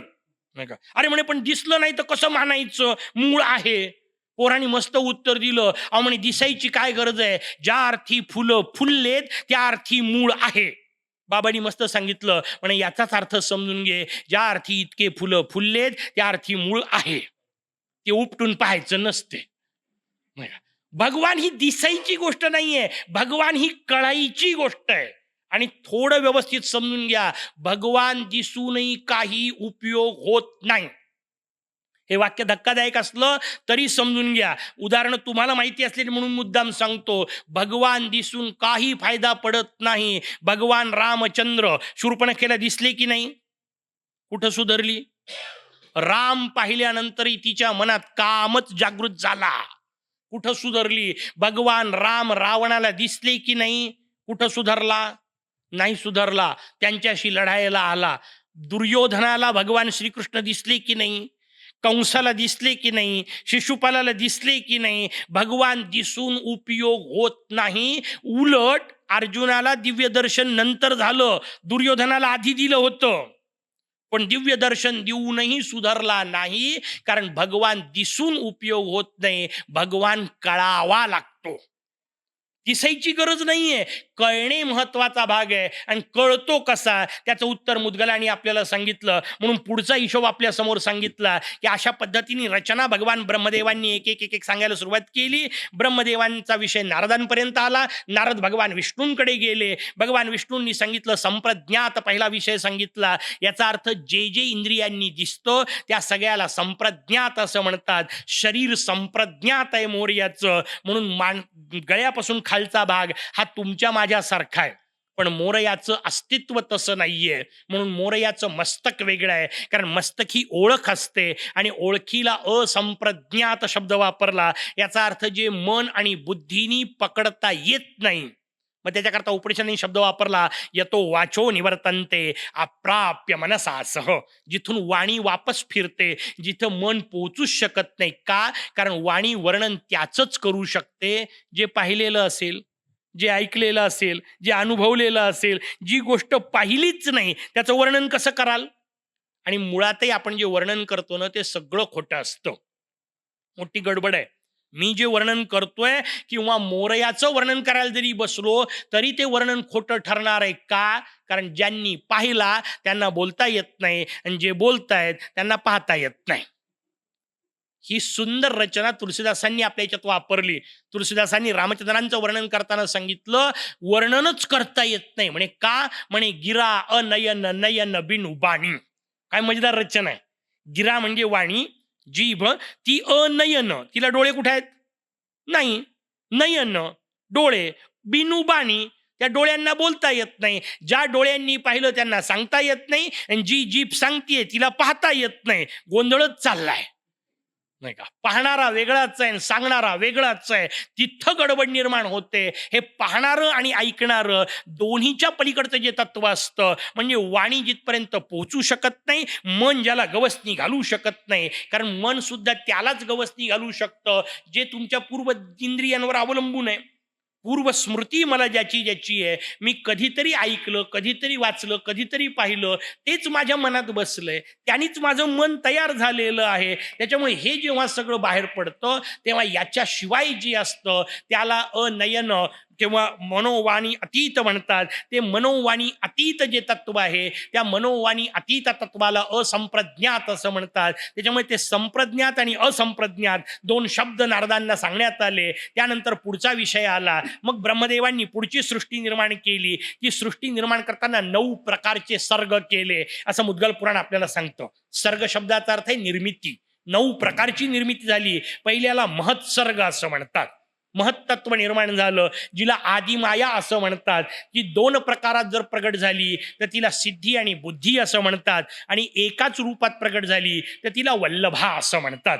ती आदिमाया जी प्रगट होते तो पहिला सर्ग. सर्ग शब्दाचा अर्थ निर्मिती. पहिली निर्मिती ती होते जिथे सिद्धिबुद्धी प्रगट होतात. मग दुसरा भूतसर्ग निर्माण होतो, म्हणजे पंचमहाभूत तयार झाले. पृथ्वी, आप, तेज, वायू, आकाश, पंचमहाभूतांचा विषय आला. तिसरा वैकारिक सर्ग सांगितला. त्यामध्ये वेगवेगळे विकार निर्माण होतात. विकार शब्दाचा अर्थ त्यांचे जे गुण आहेत त्या गुणांचा विचार, किंवा त्यातून आपल्या मनामध्ये ज्या ज्या काही भावना होतील त्या सगळ्याला वैकारिक सर्ग म्हटलं. त्यांच्या उपभोगाकरता पुढचा सर्ग त्याला ऐंद्रियक सर्ग म्हणतात. इंद्रियांचा सर्ग निर्माण होतो. मग मुख्य सर्ग निर्माण झाला, किंवा ज्याला स्थावर आपण अचेतन म्हणतो तो सर्ग निर्माण होतो. त्यानंतर तिर्यक म्हणजे पक्षी इत्यादी गण निर्माण होतात. मग ऊर्ध्वरेता नावाचा सर्ग सांगितला. याचा अर्थ योगी निर्माण होतात. रेत शब्दाचा अर्थ आहे तुमच्या शरीरातली शक्ती, ती ज्यांची ऊर्ध्व दिशेलाच वाहत असते, अधोजात जात नाही, त्यांना ऊर्ध्वरेता असं म्हणतात. असे ऊर्ध्वरेता योगी निर्माण झाले. मग अधोरेता म्हणजे पशु आणि मनुष्य इत्यादी निर्माण होतात. भूत सर्ग सांगितला, ज्याच्यामध्ये भूत प्रेत पिशाच्य निर्माण होतात. कुमार सर्ग सांगितला, ज्याला मानसिक सिद्धी असं म्हणतात. आता हे असं काही सांगायला सुरुवात केली की लोकांची पंचायत होते, भूत वगैरे तुम्ही सांगता खरंच असतात का, आम्हाला तर दिसले नाही. म्हटलं तुम्हाला दिसणे हा महत्वाचा विषय नाही. तुम्हाला दिसत नाही म्हणून नाही म्हणायच्या भानगडीत पडू नका. तुम्ही आम्ही सगळे एकमेकाला दिसतोय. का दिसतोय? कारण आपलं शरीर पृथ्वीपासून तयार झालं. आपल्या सगळ्यांचं शरीर हे पृथ्वी तत्वाचं प्राबल्य आहे त्याच्यामध्ये, म्हणून आपल्या शरीराला पार्थिव असं म्हणतात. म्हणून आपलं शरीरही पार्थिव आहे. आत्ता नाही म्हणत, सध्या पद्धत नाही म्हणून, पण नंतर आपल्या शरीराला पार्थिवच म्हटलं जातं. त्याच्या पार्थिव देहावर संस्कार केले असा शब्द आपण वापरून मोकळा होतो, कारण हे पृथ्वीपासून तयार झालंय. म्हणून तर घाम येतो, म्हणून तर याला गंध येतो, कारण पृथ्वीचा गुणधर्म आहे गंध, म्हणून याला गंध येतो. या शरीरात आतमध्ये पृथ्वीपेक्षा अधिक ताकददार तत्व आहे, त्याचं नाव आहे जल. या शरीरामध्ये शरीर जरी दिसत असलं बाहेरून तुम्हाला पृथ्वी तत्वाचं, तरी आतमध्ये 71% पाणी आहे. म्हणून हे जलतत्वाने तयार झालेलं आहे. म्हणून एक वेळ अन्न 2-4 दिवस नाही मिळालं तर बिघडत नाही, पण पाणी 1 दिवस नाही मिळालं तरी पंचायत होते. पाण्याची ताकद मोठी. त्याच्यापेक्षा मोठी ताकद याच्यात आतमध्ये आणखी आहे तिसरी, तिला वायू तत्व असं म्हणतात. म्हणून ते 5 मिनिटं नाही मिळालं चालत नाही. पाणी तुम्ही 2 तास नाही, 4 तास, 6 तास राहू शकाल. बिना श्वासाचे 2 मिनिटंही शक्य नाही. म्हणून श्वास अधिक मोठी ताकद आहे. त्याच्या पलीकडे तेज तत्व सांगितलं, त्याच्या पलीकडे आकाश तत्व सांगितलं. या सगळ्यांची ताकद मोठी मोठी आहे. कशा करता सांगितलं? वापरायचे तसे तसे, आणि आपण वापरतो. आमच्या माता भगिनी वापरतात. पा उदाहरण देतो मी, तुमच्या लक्षात येईल. समजा एखादी गोष्ट, त्याला बीला तुम्हाला कोंब आणायचंय, जमिनीत टाकलं की कोंब येतं. किती दिवसात येतं? 8-10 दिवसामध्ये. एकदा बी पेरलं की 8 दिवसामध्ये कोंब येतं. पण समजा माझ्याजवळ 8 दिवस नसतील आणि मग लवकर पाहिजे, काय करता? त्याचं उत्तर आहे पाण्यात टाकतात. आमच्या माता भगिनी ते सगळे धान्य पाण्यात टाकतात. 3 दिवसात कोंब येतात. येतात की नाही? येतात. आता कोंब दृश्य आहे म्हणून मी फक्त पाण्याची ताकद सांगितली. पुढची गोष्ट दृश्य नाही, कारण कुठल्याही गोष्टीला कोंब यायचं असेल तर पहिल्यांदा त्या बीला नरम व्हावं लागतं. त्याच्याशिवाय तिला कोंब येऊ शकत नाही. टणक याच्यातून कोंब येत नाही. मग ते धान्य समजा नरम करायचं असेल तर आमच्या माता भगिनी पुढचं तत्व वापरतात. कोणतं? अग्नितत्व. म्हणजे काय? गरम पाणी वापरतात. गरम पाण्यात टाकलं की ते लवकर नरम होतं. म्हणजे आता अग्नी वापरला, आणि अग्नीच्याही पलीकडे 2-4 तासही नाही आमच्याजवळ, 15च मिनिटात आम्हाला करायचंय. मग काय वापरता? वायू तत्व. कोणतं? Pressure cooker. आपोआप पुढचे तत्व वापरले ना. प्रेशर कुकरमध्ये तुम्ही वायू तत्व वापरलं, आणखीन लवकर तयार झालं. जितक्या वरच्या तत्वाचा तुम्ही वापर करायला शिकाल तितक्या लवकर तुम्हाला रिझल्ट मिळणार आहे. म्हणून पृथ्वी तत्वानीच गोष्टी करत राहाल तर वेळ लागणार आहे. मग जलतत्वानी करता आल्या पाहिजे. मग जलतत्वाच्या पलीकडे जाऊन वायू तत्वानी करता आल्या पाहिजे. वायू तत्वाच्या पलीकडून तेज तत्वानी करता आल्या पाहिजे. आणि म्हणून पुढचा विषय, पहिल्यांदा मांडी ठोकून व्यवस्थित बसा, त्याला पृथ्वी तत्वाचं नियंत्रण म्हणतात. त्यानंतर जलतत्वाचं नियंत्रण, पाणी न पिता अनुष्ठान करणे, आणि त्याच्या पुढचा प्रकार वायू तत्वाचं नियंत्रण, त्याला प्राणायाम म्हणतात. नाक दाबून बसणे नाही, ते वेगळं. प्राणायाम पुढचा प्रकार सांगितला. एक पुढचे टप्पे सांगितलेत. अधिक शक्तिशाली तत्व वापरायचंय. मग मला पाहिजे तसं मी पृथ्वी तत्व वापरेल, मला पाहिजे तसं जलतत्व वापरेल, मला पाहिजे तसं वायू तत्व वापरेल. मग तेज तत्व प्रगट होतं, आणि जेव्हा तेज तत्व प्रगट होईल तेव्हा भगवान दिसेल. तोपर्यंत दिसण्याची शक्यता नाही. का? कारण भगवान तेज तत्वाचा आहे म्हणून. आपल्याला का दिसत नाही? त्याचं उत्तर आहे, आपण पृथ्वी तत्वाचे आहो, भगवान तेज तत्वाचा आहे. मग पृथ्वीवर जर पृथ्वीचे शरीर राहतात, हे तर स्पष्ट आहे. आपण सगळे पृथ्वीवर राहतो. या पृथ्वीवर पृथ्वीपासून बनलेले शरीर असतील तर याचा अर्थ जलात जलाने बनलेले शरीर असणार की नाही? आहेत. त्याला यादस तत्व म्हटलं. मग वाऱ्यामध्ये वाऱ्याने बनलेले तत्व शरीर असतील की नाही? आहेत. वाऱ्यामध्ये वाऱ्यानीच तयार झालेले शरीर आहेत. ते वाऱ्यातच राहतात, वाऱ्याच्याच भरोशावर जगतात. त्यांना भूत प्रेत पिशाच्च योनी असं म्हणतात. यात काही अंधश्रद्धा नाही, ही वस्तुस्थिती आहे. आपल्याला दिसत नाही, हा आपला प्रॉब्लेम आहे. आपल्या दिसण्यावर जाऊ नका. एक लहानचं उदाहरण सांगतो मी, तुम्हाला समजेल. आपण सगळे आता बाहेर जातो. बाहेर पडले की आपल्याला तारका दिसतात. आकाशात वेगवेगळे तारे दिसतात. हे तारे आपल्यापासून किती लांब आहेत हे मोजण्याचं जे प्रमाण आहे त्याला प्रकाश वर्ष असं म्हणतात. प्रकाश वर्ष याचा अर्थ एका सेकंदात 3 लाख किलोमीटर प्रवास करतो. तो प्रकाश आपल्यापर्यंत पोहोचायला 1 वर्ष लागेल. तेवढं जे अंतर, त्या अंतराला प्रकाश वर्ष असं म्हणतात. आणि असे हे तारे आपल्यापासून शेकडो प्रकाश वर्ष दूर आहेत. वाक्य व्यवस्थित समजून घ्या. म्हणजे एक तारा माझ्यापासून 100 प्रकाश वर्ष दूर आहे. याचा अर्थ काय? याचा अर्थ त्याचा प्रकाश माझ्यापर्यंत यायला 100 वर्ष लागतात. इतका अर्थ कळला? आता कल्पना करा, समजा आज त्या ताऱ्याचा स्फोट झाला आणि तो तारा तिथे फुटला आणि नष्ट झाला, आपल्याला केव्हा दिसेल? त्याचं उत्तर आहे 2018 मध्ये नाही, 2118. कारण त्या स्फोटाचा प्रकाश आपल्यापर्यंत यायला 100 वर्ष लागणार ना. म्हणून आपल्याला स्फोट केव्हा दिसेल पृथ्वीवरच्या लोकांना? 2118 मध्ये. आता कल्पना करा, उद्या एखादं लेकरू जन्माला आलं, आज तारा फुटला, इतकं कळलं आपल्याला. आज तारा फुटला, उद्या लेकरू जन्माला आलं, ते लेकरू 99 वर्ष जगलं. त्या 99 वर्षात ते खगोलशास्त्रज्ञ झालं. त्या खगोलशास्त्रज्ञांनी त्या ताऱ्याचा अभ्यास केला. त्याला तारा दिसतच आहे ना, कारण स्फोटाचा प्रकाश यायला 100 वर्ष लागणार आहे. त्याला तो तारा तिथंच दिसणार आहे. तो त्या ताराचा संशोधन करतो, अभ्यास करतो, त्याच्या भरोशावर वेळ पडली तर नोबेल पारितोषिक मिळवतो. जगातलं सर्वश्रेष्ठ म्हणून ज्याला मानलं जातं ते नोबेल पारितोषिक मिळतं. 99 वर्षांनी ते लेकरू उमरतं आणि ते मेल्यावर स्फोट दिसतो. तो जन्माला येण्याच्या आधी तारा फुटला, तो मेल्यावर दिसला. यांनी मधल्या काळात संशोधन कशाचं केलं? आणि तरी ओरडतात, दिसतं तेवढंच खरं. अरे का बोडखं दिसतं ते खरं. आमची आजी बोलता बोलता गमतीने विज्ञान सांगायची, दिसते तसं नसते म्हणून तर जग फसते. किती विज्ञान होतं हिशोब समज. मला दिसतं याच्या भानगडीत पडू नका. माझ्या दिसण्याला मर्यादा आहे, कारण मी माझ्या मर्यादित शरीराने पाहणार आहे.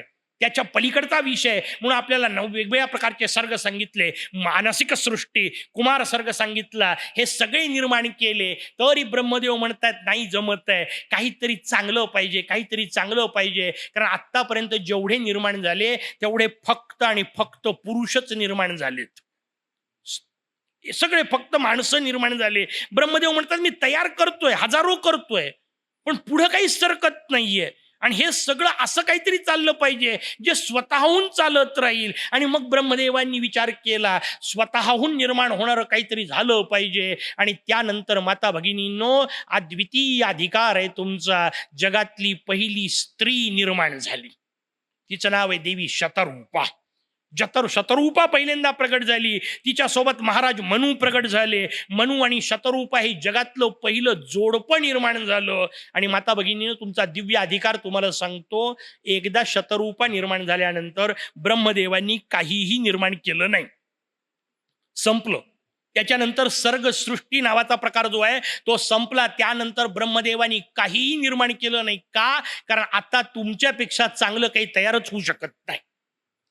ब्रह्मदेवाची सर्वोपरी श्रेष्ठ रचना जर काही असेल तर ती स्त्री आहे. स्त्रीपेक्षा अप्रतिम काहीही तयार होऊ शकत नाही. स्त्रीपेक्षा मंगलमय काही तयार होऊ शकत नाही. आणि म्हणून ब्रह्मदेवांना प्रचंड आनंद झाला. त्या आनंदाला ब्रह्मानंद म्हटल्या गेलो. बाकीचे ब्रह्मानंदाचे अर्थ आहेत, पण ब्रह्मदेवांना अत्यंत आनंद झाला. आणि त्या आनंदात त्या ब्रह्मदेवांनी तुमचा सगळ्यात मोठा सत्कार केला. कोणता माहितीये? त्याचं उत्तर आहे, त्यांनी त्यांचं स्वतःचं कामच तुम्हाला देऊन टाकलं. याच्यापेक्षा मोठा सत्कारच नाहीये. ब्रह्मदेवाचं काम आहे निर्मिती करणे. त्यांनी तुम्हाला मातृत्वाचं वरदान दिलं. आणि ब्रह्मदेव म्हणतात आता याच्यानंतर माझं काम ह्याच करतील. घडवतील तर काही ह्याच घडवतील. आणि म्हणून तुमच्यावर मोठी जबाबदारी आहे. काहीही घडवायचं असेल तर ते मातेलाच घडवावं लागतं. हे लोक घडवू शकत नाही. माझी ताकद नाही, मी पुरुष म्हणून घडवू शकत नाही. बिघडवणे आमचं काम आहे, नाही का? न बोललेलं बरं. पण पुरुष निर्माण नाही करू शकत. पुरुष एकटा काहीही करू शकत नाही. स्त्री एकट्याने निर्मिती करू शकते. तिच्या निर्मितीचा विचार आला, महाराज मनू आणि शतरूपेचा विचार आला. मग भगवंताची आणखीन एक कथा सांगायला सुरुवात केली मुद्गलांनी. ते म्हणतात भगवान हे सगळी निर्मिती करत होते, दुसऱ्या बाजूला भगवान विष्णू शांत झोपले होते. कारण त्यांना कामच काही नव्हतं. जोपर्यंत सृष्टी तयारच होत नाही तोपर्यंत पालन करायचं कशाचं, म्हणून ते शांत झोपले होते. झोपलेल्या अवस्थेत भगवान विष्णूंच्या कानातून 2 मळाचे थेंब बाहेर पडले. हे सगळ्या पुराणांनी दिल्या बरं कथा. आणि हे कशा करता मी सांगतोय, एवढ्या करता समजून घ्या, ज्या अर्थी भगवान विष्णूंच्या कानातून मळाचे किंवा घामाचे थेंब बाहेर आले, याचा अर्थ भगवान विष्णूंना घाम येतो की नाही? येतो. आणि ज्या अर्थी त्यांना घाम येतो त्या अर्थी त्यांचा देह हा पृथ्वी तत्वाचा आहे की नाही? कितीही दिव्य असेल तरी त्याच्यात कुठं ना कुठंतरी पृथ्वी तत्वाची थोडी का होईना भेसळ नक्की आहे. का? कारण हे सगळे देव कितीही श्रेष्ठ असले, त्यांच्या सगळ्यांच्या श्रेष्ठतेबद्दल वारंवार वंदन, पण मला माझा सर्वोपरी श्रेष्ठ मोरया सांगायचा आहे. आणि म्हणून मी या सगळ्यांबद्दल सांगतोय, ह्या सगळ्या देवता कितीही श्रेष्ठ असल्या तरी एकाच गुणाच्या आहेत. भगवान विष्णू फक्त सत्वगुणाचे आहेत, भगवान ब्रह्मदेव फक्त रजोगुणाचे आहेत, भगवान शंकर फक्त तमोगुणाचे आहेत. या वाक्याचा अर्थ उरलेले 2 गुण त्यांच्यात नाहीत, याचा अर्थ ते अपूर्ण आहेत. बरं, हे मी नाही म्हणत, हे भगवान विष्णू स्वतः म्हणतात. मग तर मान्य कराल की नाही? कुठं म्हणतात? त्याचं उत्तर आहे भगवद्गीता वाचा. भगवद्गीतेमध्ये 10व्या अध्यायामध्ये भगवंतानी विभूती योग सांगितला. भगवद्गीता कृष्णाने सांगितलेली नाही. एवढा धक्का आहे. वर्षानुवर्ष वाचतोय म्हणून असं काय करता? भगवद्गीता कृष्णाने सांगितलेली नाही. व्यवस्थित समजून घ्या. का? कारण संपूर्ण भगवद्गीतेत कुठेही श्रीकृष्ण उवाच असा उल्लेख नाही. भगवद्गीतेचा उल्लेख भगवानुवाच आहे. ते परब्रह्म तत्व बोलतंय, ओंकार तत्व बोलतंय, वैकुंठाधिपती बोलतायत. आणि म्हणून गंमत आहे, सगळं झाल्यानंतर शेवटी अनुशासन पर्वामध्ये एक प्रकार येतो. त्यात तो अर्जुन विचारतो कृष्णाला, त्या युद्धाच्या गडबडीत तू मला जे सांगितलं ते आता काही मला लक्षात राहिलेलं नाही, तू मला एकदा पुन्हा सांगतो का? भगवंतानी काय डोक्यावर हात मारला असेल ना? भगवद्गीता सांगितली याला, हा म्हणतो विसरलो. पण हे जेव्हा मी पहिल्यांदा वाचलं ना, मला इतकं बरं वाटलं, म्हटलं जमलं. भगवान भगवद्गीता सांगतायत, अर्जुन विसरतो. आपले प्रवचन लक्षात नाही राहिले तर काय बिघडते? पण हे होणार आहे. भगवंत बोलतायत आणि भगवान 10व्या अध्यायात सांगतायत अक्षराणाम अकारोस्मी. अक्षरामध्ये अ म्हणजे मी आहे. आपण अर्थ चुकीचा लावतो. अक्षर याचा अर्थ अ आ इ ई, त्याच्यामधला अ मी आहे नाही. अक्षर शब्द वापरला जातो फक्त ओंकारासाठी. ओम इति एका अक्षरम ब्रह्म. ओम हे एक अक्षर, त्या अक्षराणाम पुढचा मध्यम पदलोपी समास असताना म्हणतात. उरलेले शब्द लावून घ्यायचे. अक्षराणाम विद्यमानाम मात्राणाम अकारोस्मी. त्या अक्षरामध्ये म्हणजे ओंकारामध्ये ज्या 3 मात्रा आहेत त्या 3 मात्रातला फक्त अ म्हणजे मी. याचा अर्थ उ आणि मी नाही, हे भगवान विष्णू स्वतः कबूल करतायत. समजून घेतलं पाहिजे आपल्याला. म्हणून ब्रह्मदेव फक्त रजोगुणाचे आहेत, म्हणून ते फक्त निर्मिती करतात. 18 पुराण वाचा, 18 उपपुराण वाचा. ब्रह्मदेवानी मारलेला एक राक्षस सांगा. नाही. का? कारण मारणं हे त्यांचं काम नाही. दुसऱ्या बाजूला भगवान शंकर तमोगुणाचे आहेत, त्यांनी निर्माण केलेलं काही दाखवा. काशी एक अपवाद, ती लीला म्हणून गंमत केली. पण बाकी भगवान शंकर काहीही निर्माण करत नाहीत, कारण त्यांचं काम विनाश आहे. देवतांचे हे स्वरूप आपल्याला कळले पाहिजे. उद्या तुमच्या समोर समजा इथं अग्निनारायण प्रगट झाले आणि तुम्ही म्हटलं 1 लोटीभर पाणी द्या, ते म्हणाल जमणार नाही. जाळायचं काय ते सांग, माझं काम जाळणे आहे. तुमच्या समोर भगवान वरुण प्रगट झाले, तुम्ही म्हटलं काडी पेटी द्या, ते म्हणून जमणार नाही. पाणी काय पाहिजे ते सांग. देव एकमेकाच्या डिपार्टमेंटमध्ये हात घालत नाही, म्हणून ते देव आहेत. आपल्याला घातल्याशिवाय करमत नाही, म्हणून आपण माणसं आहोत. नको तिथं उद्योग करतील. तुला त्यातलं कुठं समजते? कशाला भानगडीत पडायचं? पण प्रवृत्ती, ही प्रवृत्ती आपल्याला इथं समजून घेतली पाहिजे. भगवान विष्णूंच्या कानातून घामाचे 2 थेंब आले. पुढच्या कथा तुम्हाला माहिती आहेत, कथा नाही सांगायची आहे तुम्हाला. 2 थेंब आले, त्या 2 थेंबांचे 2 राक्षस झाले. ते राक्षस ब्रह्मदेवावर चालून गेले. भगवान ब्रह्मदेव काही लढाईवाली देवता नाही, त्यांनी प्रार्थना केली. भगवान विष्णू झोपले होते, त्या झोपलेल्या विष्णूंना उठवण्याकरता योगनिद्रेची प्रार्थना केली. सप्तशतीमध्ये आलेली आहे, पहिल्या अध्यायामध्ये. ती योगनिद्रेची सगळी प्रार्थना केली. योगनिद्रा भगवान विष्णूंच्या डोळ्याहून निघाली. भगवान विष्णू अचानक उठून उभे राहिले. समोर ते 2 राक्षस दिसले, मधु आणि कैटभ नावाचे. भगवान त्यांच्यावर चालून गेले. 5000 वर्ष युद्ध झालं, राक्षस मरेच ना. जगातलं पहिलं युद्ध, जगातले पहिले राक्षस पहिल्याच राक्षसांना माराई करता जर मी पुरणार नसू तर मी पालक नेमका कसा, हा विष्णूंना प्रश्न पडला. आणि विष्णू शहाणे आहे, बुद्धिमंतांची देवता आहे. भगवान विष्णू म्हणतात जिथं ताकद चालत नाही तिथं युक्ती वापरावी. भगवान विष्णू गुप्त झाले, गुप्त झाले तर प्रगट झाले, कैलासावर जाऊन पोहोचले. कैलासावर जाऊन भगवान शंकरांना विचारलं नेमकं काय घडतंय, का असं होतंय. पहिलं युद्ध आहे, मी पालक आहे, राक्षस संहार हे माझं कार्य सांगितलं होतं मोरयांनी, मरत का नाही या सांगितलं. मोरयांनी सांगितलं होतं, तुम्हाला आता आठवतंय गुप्त झाल्यावर, युद्धाच्या आधी कुठं आठवलं होतं. उठले युद्ध करायला निघाले, बरं वेळच नव्हता ना. समोर दिसले एकदम राक्षस अंगावरच येत होते, हे धडकन तसेच निघाले. अचानक काम सुरू केलं. भगवान शंकरांनी सांगितलं गणेश उपासने शिवाय कराल तर सिद्धी कशी प्राप्त होईल. याने सांगितलं हा चुकलंच. वापस आले, वापस येऊन पोहोचले. ज्या टेकड्यावर बसून प्रार्थना केली आणि सिद्धी मिळवली त्या टेकड्याला सिद्ध टेक म्हणण्याची पद्धत पडली. भगवान विष्णूंनी प्रार्थना केली सिद्धी मिळवण्यासाठी, तिथं भगवान सिद्धिविनायक प्रगट झाले. आपल्या जवळचं आणि आपल्या अनेकांनी दर्शन घेतलेलं क्षेत्र, तिथे भगवान विष्णूंनी प्रार्थना केली, सिद्धटेक हे क्षेत्र निर्माण झालं. पहिलं क्षेत्र मोरगाव, दुसरं सिद्धटेक. त्यानंतर निर्माण झालेलं तशा अर्थाने विश्वातलं पहिलं क्षेत्र असं म्हणता येईल. मोरगाव नंतरचं म्हणून सिद्धटेकची निर्मिती झाली. पुढचा विषय सुरू झाला. मग अन्य प्रजापतींची निर्मिती करण्यात आली. त्याही सगळ्यांना गणेशाराधन सांगण्यात आलं. त्या सगळ्यांनी वेगवेगळ्या प्रकारची सृष्टी निर्माण केली आणि प्रत्येक जण सृष्टी निर्माण करतोय, पण तरी त्या सृष्टीत नाना प्रकारच्या कमतरता आहेत. म्हणून शेवटी मनु आणि शतरूपांना सांगण्यात आलं आता तुम्ही मैथुनी सृष्टी निर्माण करा. मग विश्वोत्पत्तीचा विषय सुरू झाला. तिच्या पोटी प्रियव्रत आणि उत्तानपाद नावाचे 2 राजे झाले शतरूपेला, आणि 3 कन्या झाल्या, प्रसूती, आकुती आणि देवहूती. त्यातली प्रसूती दक्षाला तुला देण्यात आली, आकुती रुची नावाच्या ऋषींना देण्यात आली, देवहूती कर्दम नावाच्या ऋषींना देण्यात आली. रुची आणि आकुतीच्या पोटी यज्ञ आणि दक्षिणा निर्माण झाले. प्रसूतीच्या पोटी सती इत्यादी कन्या निर्माण झाल्या, शंकरांना देण्यात आल्या. ख्याती नावाची कन्या भृगूंना देण्यात आली, शंभू नावाची मरीचींना, अनुसूया अत्रींना, स्मृती अंगिरसांना. आता अशा 60 सांगू बरं, सांगितल्यानंतर काय लक्षात राहतील म्हणून मी मुद्दाम ते वाचून दाखवलं की अशा 60चं वर्णन मुद्गलांनी केलं. ज्यांना वाटतं त्यांनी मुद्गल उघडून पहा.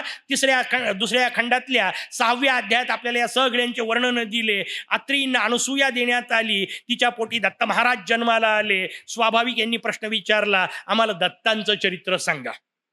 म्हणून कामाचे चरित्र मी म्हटलं तसं घेतले. अत्री नावाचे अद्वितीय ऋषी, त्यांना अनसूया नावाची दक्षकन्या देण्यात आली. ती दक्षकन्या, दोन्ही नावं समजून घेतले पाहिजे. माता कशी आहे? अनसूया. नावांमध्ये अर्थ आहे. अन्न म्हणजे नाही, असूया म्हणजे कोणाचाही द्वेष, कोणाचाही मत्सर. जी अन्न म्हणजे नसलेली, असूयाग्रस्त नसलेली असते तिला अनसूया असं म्हणतात. जिच्या मनात कोणाही बद्दल असूया नसते ती अनसूया. ती मिळाली कोणाला? अत्री. त्री म्हणजे 3. 3च्या पलीकडे जे असतात त्यांना अत्री असं म्हणतात. 3 काय? देह. 3 काय? अवस्था. 3 काय? काळ. या सगळ्याच्या पलीकडे जेव्हा जाऊन पोहोचले त्यांना अत्री असं म्हणतात. माता अनसूया असावी लागते, पिता अत्री असावे लागतात, तेव्हा दत्त प्रगटतात. फुकट थोडे येतात. मग ते 3 देव प्रगट झाले. त्या 3 देवांनी सांगितलं तू जर आम्हाला वस्त्ररहित होऊन वाढणार असशील. कथा आपल्याला सगळ्यांना माहिती आहे. पंचायत आमची ही होते, या कथा सांगणेवाल्यांनी कथा समजून घेणाऱ्यांकरता सांगितल्या आणि आम्ही कथा चित्रपटाकरता वापरल्या, नाही का. मग कपडे काढून वाढ म्हटलं की तिचा अर्धा भाग खाली पायाचा दाखवायचा, अर्धा भाग खांद्याच्या वरचा दाखवायचा, आणि कपडे काढून वाढलं. असला मूर्खपणा नाही सांगायचाय कथेंना. हे वरचे कपडे काढले काय न काढले काय याचा विषय नाही. जो नग्न शब्दाचा अर्थ सांगताना सांगितला होता, माया वस्त्र विहीनोयम सनग्न इति उच्चते. जेव्हा ती अनसूया माया रहित होते तिला विवस्त्र असं म्हणतात. ती माया रहित होते, त्रिगुणातीत होते, म्हणून 3 गुण तिच्या पोटी जन्माला येतात, नाही का. मग चंद्र जन्माला आले, चंद्र आकाशमंडलात गेले, दुर्वास जन्माला आले, तपश्चर्ये करता गेले, भगवान दत्तात्रेय जन्माला आले. यांना प्रार्थना करण्यात आली, निदान तुम्ही तर सोडून जाऊ नका. 2 पोरं गेले, आमच्या म्हातारपणाची काठी वगैरे वगैरे आपल्या हिशोबात लावून टाका, नाही का. यांनी सांगितलं ठीक आहे थांबील मी. पण तपश्चर्या तर केलीच पाहिजे. आलोय जन्माला, तपश्चर्येशिवाय कसं राहील? तपश्चर्या करायला सुरुवात केली. दत्तांचा अद्वितीय अवस्था आहे, तीनही देवांची स्वरूप एकत्र आहे. लोक मागं लागायचे, लोकांची मोठी पंचायत आहे.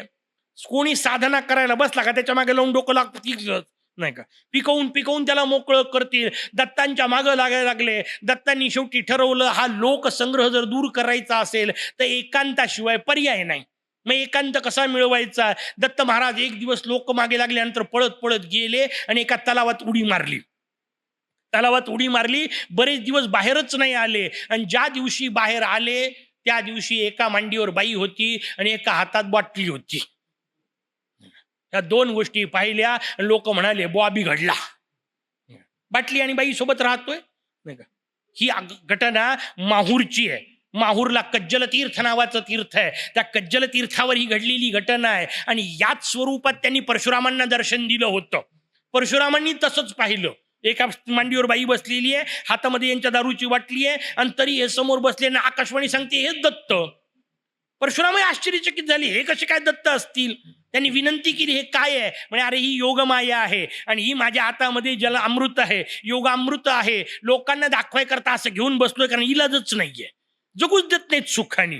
ती योगमाया तिच्या जवळ होती. एक दिवस देवतांचा आणि दैत्यांचा संग्राम झाला. त्या संग्रामामध्ये देवतांनी दैत्यांना मारलं. दैत्य पळत पळत चालले आणि पळत जाणाऱ्या दैत्यांना रस्त्यात ही योगमाया दिसली.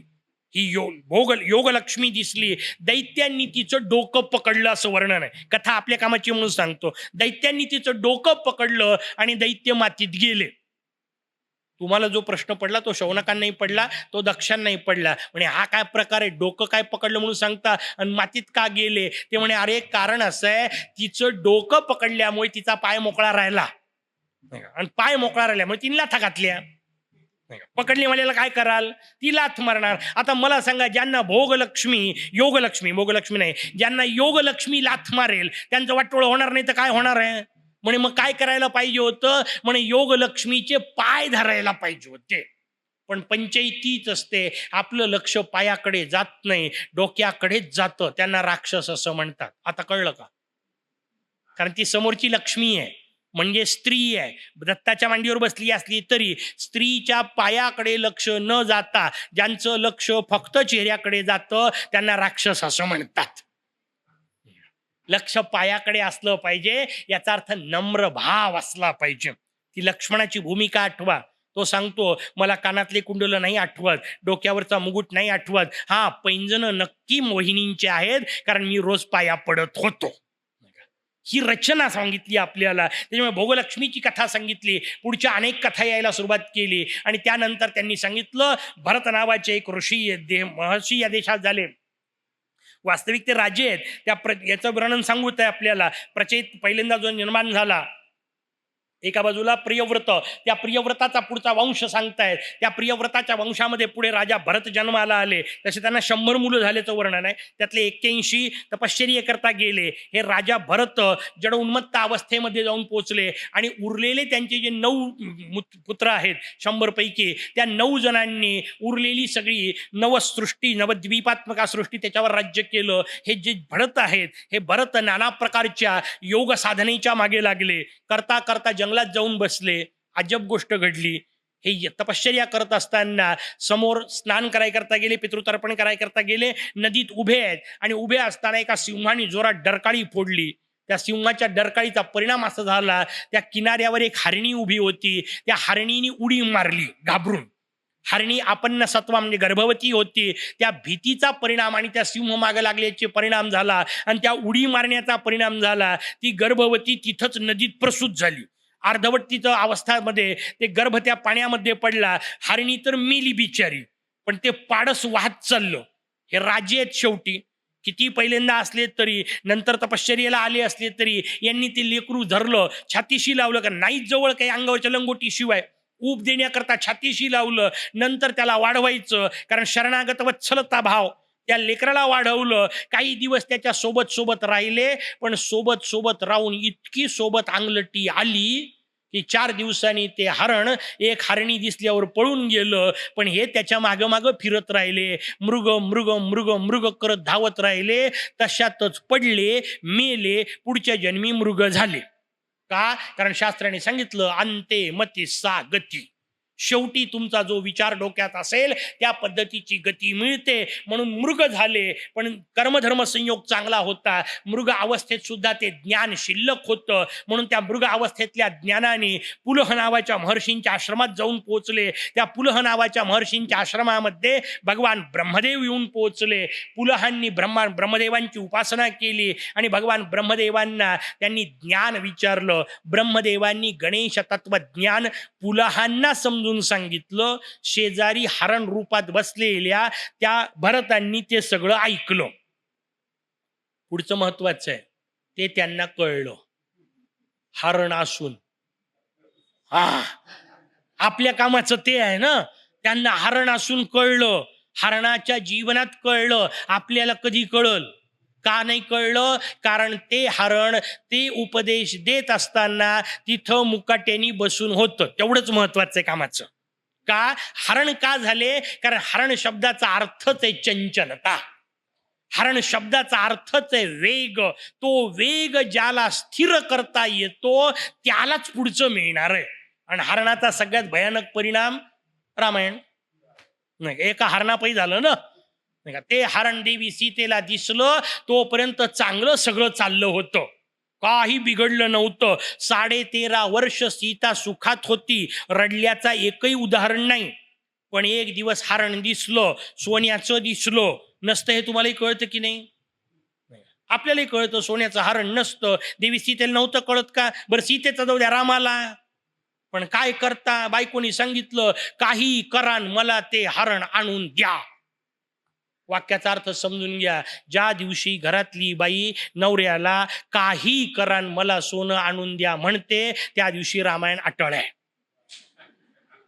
सोनं नसावं का? असलंच पाहिजे, त्याच्याबद्दलचा प्रश्न नाही. पण काहीही करून आलेलं नसलं पाहिजे. कारण ते आलेलं उपयोगी पडत नाही. सोनं तर प्रचंड रावणाजवळ होतं नाही का? कुठं नव्हतं. सोन्याची लंका होती. अख्खी लंका सोन्याची. एका सोन्याच्या हरणापायी सीता पागल झाली. नंतर लंकेत नेऊन ठेवली. पुढचे 6 महिने सुखाचे सगळे मार्ग जवळ होते आणि सीता रडत होती. का? कारण आता राम नव्हते. कथा त्याच्यासाठी समजून घ्यायच्या आहेत. हरण अवस्थेमध्ये गेले, त्यानंतर हरणाच्या देहाचा त्याग केला आणि पुन्हा जन्माला आले. कर्मधर्म संयोगाने पुन्हाही नाव भरतच ठेवण्यात आलं. पण आता 2 जन्माचा अनुभव होता. कशातच अडकायचं नाही. आधीच ठरवलं होतं. कोणी काही बोलो प्रतिक्रियाच द्यायची नाही. अशा अद्भुत अवस्थेत जगायला लागले. लोकांना वाटलं हा जड आहे, प्रतिक्रिया देत नाही. म्हणून 4 दिवसांनी त्या भरताचं नाव जड भरत पडलं नाही का? आई वडील गेले. आई वडील गेल्यानंतर भावा बहिणींनी वाटेल तसे त्यांच्यावर अन्याय केले. हे शांतपणे सगळं सहन करतायत. खाण्यापिण्याकडे कोणाकडे जात आहेत, तेही लोक कामं करून घेत आहेत, हे तेही सहन करतायत. शेवटी घरच्यांचा नाईलाज झाला. त्यांनी हाकलून दिलं. हे जंगलात जाऊन बसले. काही योग्याची अवस्था असते. त्या जंगलामध्ये जाऊन बसल्यानंतर जंगलामध्ये एक डाकूंची टोळी आली. त्या डाकूंच्या टोळींनी नवस केला, जर मला मोठा डाका मिळाला तर नरबळी देईल. मोठा डाका मिळाला. त्यांनी सांगितलं शोधा. हे सापडले. यांना पकडण्यात आलं. धरलं. मजबूत होते, बलदंड शरीर होतं. बलदंड शरीराला धरलं. त्यांनी विचारलं म्हणे चलता का? म्हणे चला. म्हणे कुठं जायचं? म्हणे तुम्हाला नेतो. म्हणे चला का हरकत नाही. म्हणे काय करायचं? म्हणे बळी द्यायचंय. यांनी त्याच्यावरही प्रतिक्रिया नाही. किती शांत. म्हणे बळी द्यायचं तर बळी द्यायचं, कोणातरी कामी तर येत आहे, नाहीतरी हा देह कधीतरी संपणारच आहे, कोणाच्या उपयोगी आलं तर काय हरकत आहे. हा विचार करतो त्याला योगी म्हणतात. शरीर समजून घ्या ना. हे जगातलं एकमेव शरीर असं आहे जे कोण्याच कामाचं नाही मेल्यावर. बाकी सगळ्या पशूंची शरीर आपल्यापेक्षा चांगले आहेत. म्हैस मेली तर कामी पडते, गाय मेली तर कामी पडते, बकरी मेली तर कामी पडते, कातडी वेगळं कामी पडतं, हाडं वेगळे कामी पडतात, शिंग वेगळं कामी पडतं. आपलं जे एक शरीर आहे मेल्यानंतर काही कामाचं नाही, उलट 3 झाडं सोबत जातात. हात गेलाच नाही का? हे शरीर मेल्यानंतर कुठल्याही कामाचं नाही. वाक्याचा अर्थ आहे जिवंत आहे तोपर्यंत इतरांच्या कामी लावा. त्याच्यासाठी सांगितलं. कोणाच्या तरी उपयोगी पडलो पाहिजे. बरं जगाच्या जाऊ दे, आपल्या तर उपयोगी पडा नाही का? तेवढं तर निदान करा. स्वतःचा तो उपयोग करून घ्या. दिसतंय तोपर्यंत मुदगल वाचून घ्या. ऐकतंय तोपर्यंत ऐकून घ्या. नाही का. शिशोब आपल्याला सांगितले जडभरत अवस्थेमध्ये होते, त्या चोरांनी पकडून नेलं. चोरांच्या राजांनी सांगितलं फाशी याला बळी द्यायचा, म्हणून तलवार उपसली, मूर्तीतून महाकाली प्रगट झाली, तिने ते सगळे कापून टाकले. हे म्हणतात आई काय गडबड करते, माझ्या एकट्यापाई एवढे मारले, कशाला असं भानगडीत पडते. ती म्हणते अरे तुझ्यासारखा गणपत्य जर माझ्या देवळात मारल्या गेला तर माझं देवत्व काय उरलं. हे म्हणतात हरकत नाही, याचा अर्थ एवढ्यात मेलच पाहिजे असं काही नाहीये, नंतर मरू, काय गडबड आहे. हे तेवढ्यात शांतपणे बाहेर पडले. बाहेर पडल्यानंतर शांतपणे इकडे तिकडे फिरतायत. एक राजा येऊन पोचला, रहुगण नावाचा. हा राजा निघालाय गौतमांच्या आश्रमामध्ये. याचा एक भोई रस्त्यात मेला. कोणीतरी भोई येता पाहिजे, पालखी पालखी वाहणारा, त्या भोई रस्त्यात मेला म्हणून कोणाला तरी पकडून आणायचं. त्या भोयांनी याला पकडलं. महाराज जडभरत बसलेच होते. याला सांगितलं चला, हे म्हणे चला. मग अशी म्हटले तसे आता म्हणाले, म्हणे कुठं जायचं, म्हणे राजाची पालखी व्हायची. नाही तर काय हरकत आहे, आज भगवंताची ती इच्छा असेल. यांनी पालखीचा दांडा खांद्यावर घेतला आणि चालायला सुरुवात केली. आणि चालायला सुरुवात केली की यांना शास्त्र आठवलं, दृष्टीपूतम न्यसेत पादम, पाहिल्याशिवाय पाय ठेवू नये. नाही का, शास्त्रांनी नियम सांगितले, दृष्टीपूतम न्यसेत पादम, वस्त्रपूतम पिबेत जलम, गाळल्याशिवाय पाणी पिऊ नये, सत्यपूता वदेत वाणी, सत्याने अभिमंत्रित केल्याशिवाय बोलू नये. आणि मग सांगितलं मनपूतम समाचरेत. लोक फक्त शेवटच लक्षात ठेवतात, मनात येईल तर सवागावं. हे तीन जो करत असेल त्यांनी, बाकीच्यांनी नाही.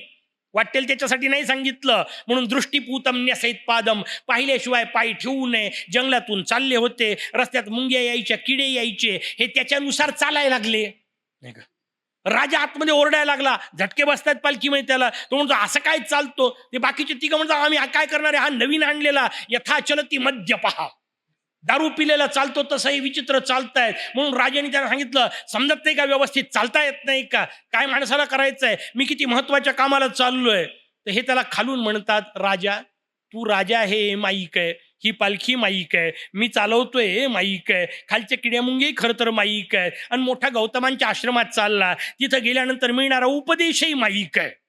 राजाने उडीच मारली, मी राजा हे यांना कसं कळलं, गौतमांच्या आश्रमात चाललो हे कसं कळलं. आणि खाली उतरल्यानंतर पाहिलं अंगावर लंगोटी होती, पण यज्ञोपवीत शिल्लक होतं. सगळ्याचा त्याग केला होता, पण धर्माचा त्याग केलेला नव्हता. धर्म चाललेला होता, यज्ञोपवीत गळ्यात होतं. राजांनी पाय धरले, म्हणजे फार मोठा मूर्खपणा केला, पाहिलंच नव्हतं. कारण राजांनी पालखीचा पडदा उघडलाच नव्हता ना, तो आपल्याच आनंदात आतमध्ये बसलेला होता मेण्यामध्ये. त्याने सांगितलं पाय धरले, म्हणजे आपण नेमके कोण आहात, अवधूत आहात, दुर्वास आहात, कश्यप आहात, अत्री आहात, कोण आहात माहित नाही. पाय धरले, त्याने सांगितलं कोण आहे जाऊ दे, महत्वाचं नसतं, तू चाललाय गौतमाश्रमात जा. याने सांगितलं आता कुठंच जात नाही, तुम्ही भेटले ज्याच्यासाठी जायचं होतं तेच, आता तुम्हीच मला उपदेश करा. भगवान जडभरतांनी राजा रहुगणाला जो उपदेश केला त्याला शास्त्रांनी भवाटवी म्हटलं. भव म्हणजे हे संपूर्ण विश्व, आटवी म्हणजे अरण्य. हे सगळं विश्व जसं जंगल आहे तशा प्रकारचं जंगल आपल्या वाट्याला आलेलं आहे. याचा जो उपदेश त्याला भवाटवी म्हणतात. त्याने सांगितलं राजा सगळं माईक आहे, म्हणे मग अमाईक काय, एकटा मोरया, ते या मायेच्या पलीकडचं तत्व. त्याने सांगितलं 5 प्रकारे बुद्धी काम करते, तो उपदेश त्यांनी केला. बुद्धीचे 5 स्तर सांगितले. पहिलीला क्षिप्त असं म्हणतात, दुसरीला मूढ असं म्हणतात, तिसरीला विक्षिप्त असं म्हणतात, चौथीला एकाग्र, आणि 5वीला निरोध. अशी 5 प्रकारचं चित्त असतं, 5 प्रकारची बुद्धी असते. म्हणे मूढ क्षिप्त कशाला म्हणतात, त्याचं उत्तर आहे जे संसारात फेकलेलं चित्त. कारण हा प्रसंग मुद्गलामध्ये वारंवार येतो. हे 5 प्रकारच्या चित्तांचं वर्णन वारंवार येतं. आता विषय आलाय तर 2 मिनिटं आपल्या समोर सांगतो. क्षिप्त याचा अर्थ संसारात फेकलेलो, पण शब्दच व्यवस्थित ऐका, त्याला फेकलेलं असं म्हटलंय. काय फेकता, त्याचं उत्तर आहे जे बेकार असतं तेच. चांगली गोष्ट कुठे फेकता, याचा अर्थ संसारात फेकलेलं जे असतं ते चित्त वाईटच असतं. ते संसाराच्या मागे लागलेलं चित्त वाईटच आहे, कारण त्याचे परिणाम चांगले नसतात. नाही का, संसार कितीही केला तरी पुरे झाला असं वाटतच नाही. हा संसाराचा स्थायी भाव आहे. म्हणतात एकदा पोराचं लग्न लावून दिलं की मोकळा. एखादा तरी झालाय का? एकदा नातू झाला की मी मोकळी होते का? नाही, उलट पोराला कर अडकत नव्हती तेवढी नातवात अडकते. नियम आहे. संसार पूर्ण होतच नाही. नातू पणतू खापर पणतू झाले तरी हिचं खपरा उडायची वेळ आली तरी हालतच नाही, पुन्हा करावंच वाटतं. ही माणसाची जी प्रवृत्ती आहे, त्या प्रवृत्तीचा हिशोब सांगितला क्षिप्त. मग या याच्यात येऊन पोहोचतं. चित्ताची पुढची रचना होते, त्याला मूढ चित्त असं म्हणतात. मूढ म्हणजे का? जो त्यातल्या त्यात विचार करणारा असतो, तो पाहतो. एवढ्या सगळ्यांनी संसार करून पाहिला, एवढे सगळे सुखी व्हायच्या प्रयत्नात आजपर्यंत एकही झालेला दिसला नाही. मी कसा होईल हे ज्याला कळायला लागतं, तो गोंधळून जातो की मग या संसारात आता कसं राहायचं. या संसारातून सुख तर मिळत नाहीये आणि संसाराशिवाय माझ्या हातात काही नाहीये. म्हणून जो गोंधळ होतो, त्या गोंधळलेल्या चित्ताला मूढ चित्त असं म्हणतात. त्यातून ते विक्षिप्त होतं. इथं विक्षिप्त शब्द मराठीतला नाही, संस्कृत मधला. क्षिप्त याचा अर्थ फेकलेलं, विक्षिप्त म्हणजे वापस घेतलेलं. म्हणजे विपरीत. क्षिप्तच्या जे विपरीत याचा अर्थ आता परत घेतलो. याचा अर्थ काय? समजून घ्यायचा प्रयत्न केला की या संसारातून जर मिळत नसेल तर या संसाराच्या मागे जे आहे त्याच्यापासून आनंद मिळू शकेल असा विचार करणारं चित्त, जे संसारातून बाहेर पडतं, आता पुरे झालं असं ज्याला वाटतं, त्याला वैराग्य म्हणतात. तात्पुरतं नाही, स्मशानापुरतं येतं, ते तेवढ्या वेळ टिकतं. काही काही गोष्टींची वैराग्य येण्याच्या दोन जागा असतात, तुम्हाला माहितीये. एक स्मशान आणि दुसरं हे प्रवचनाचं स्थान.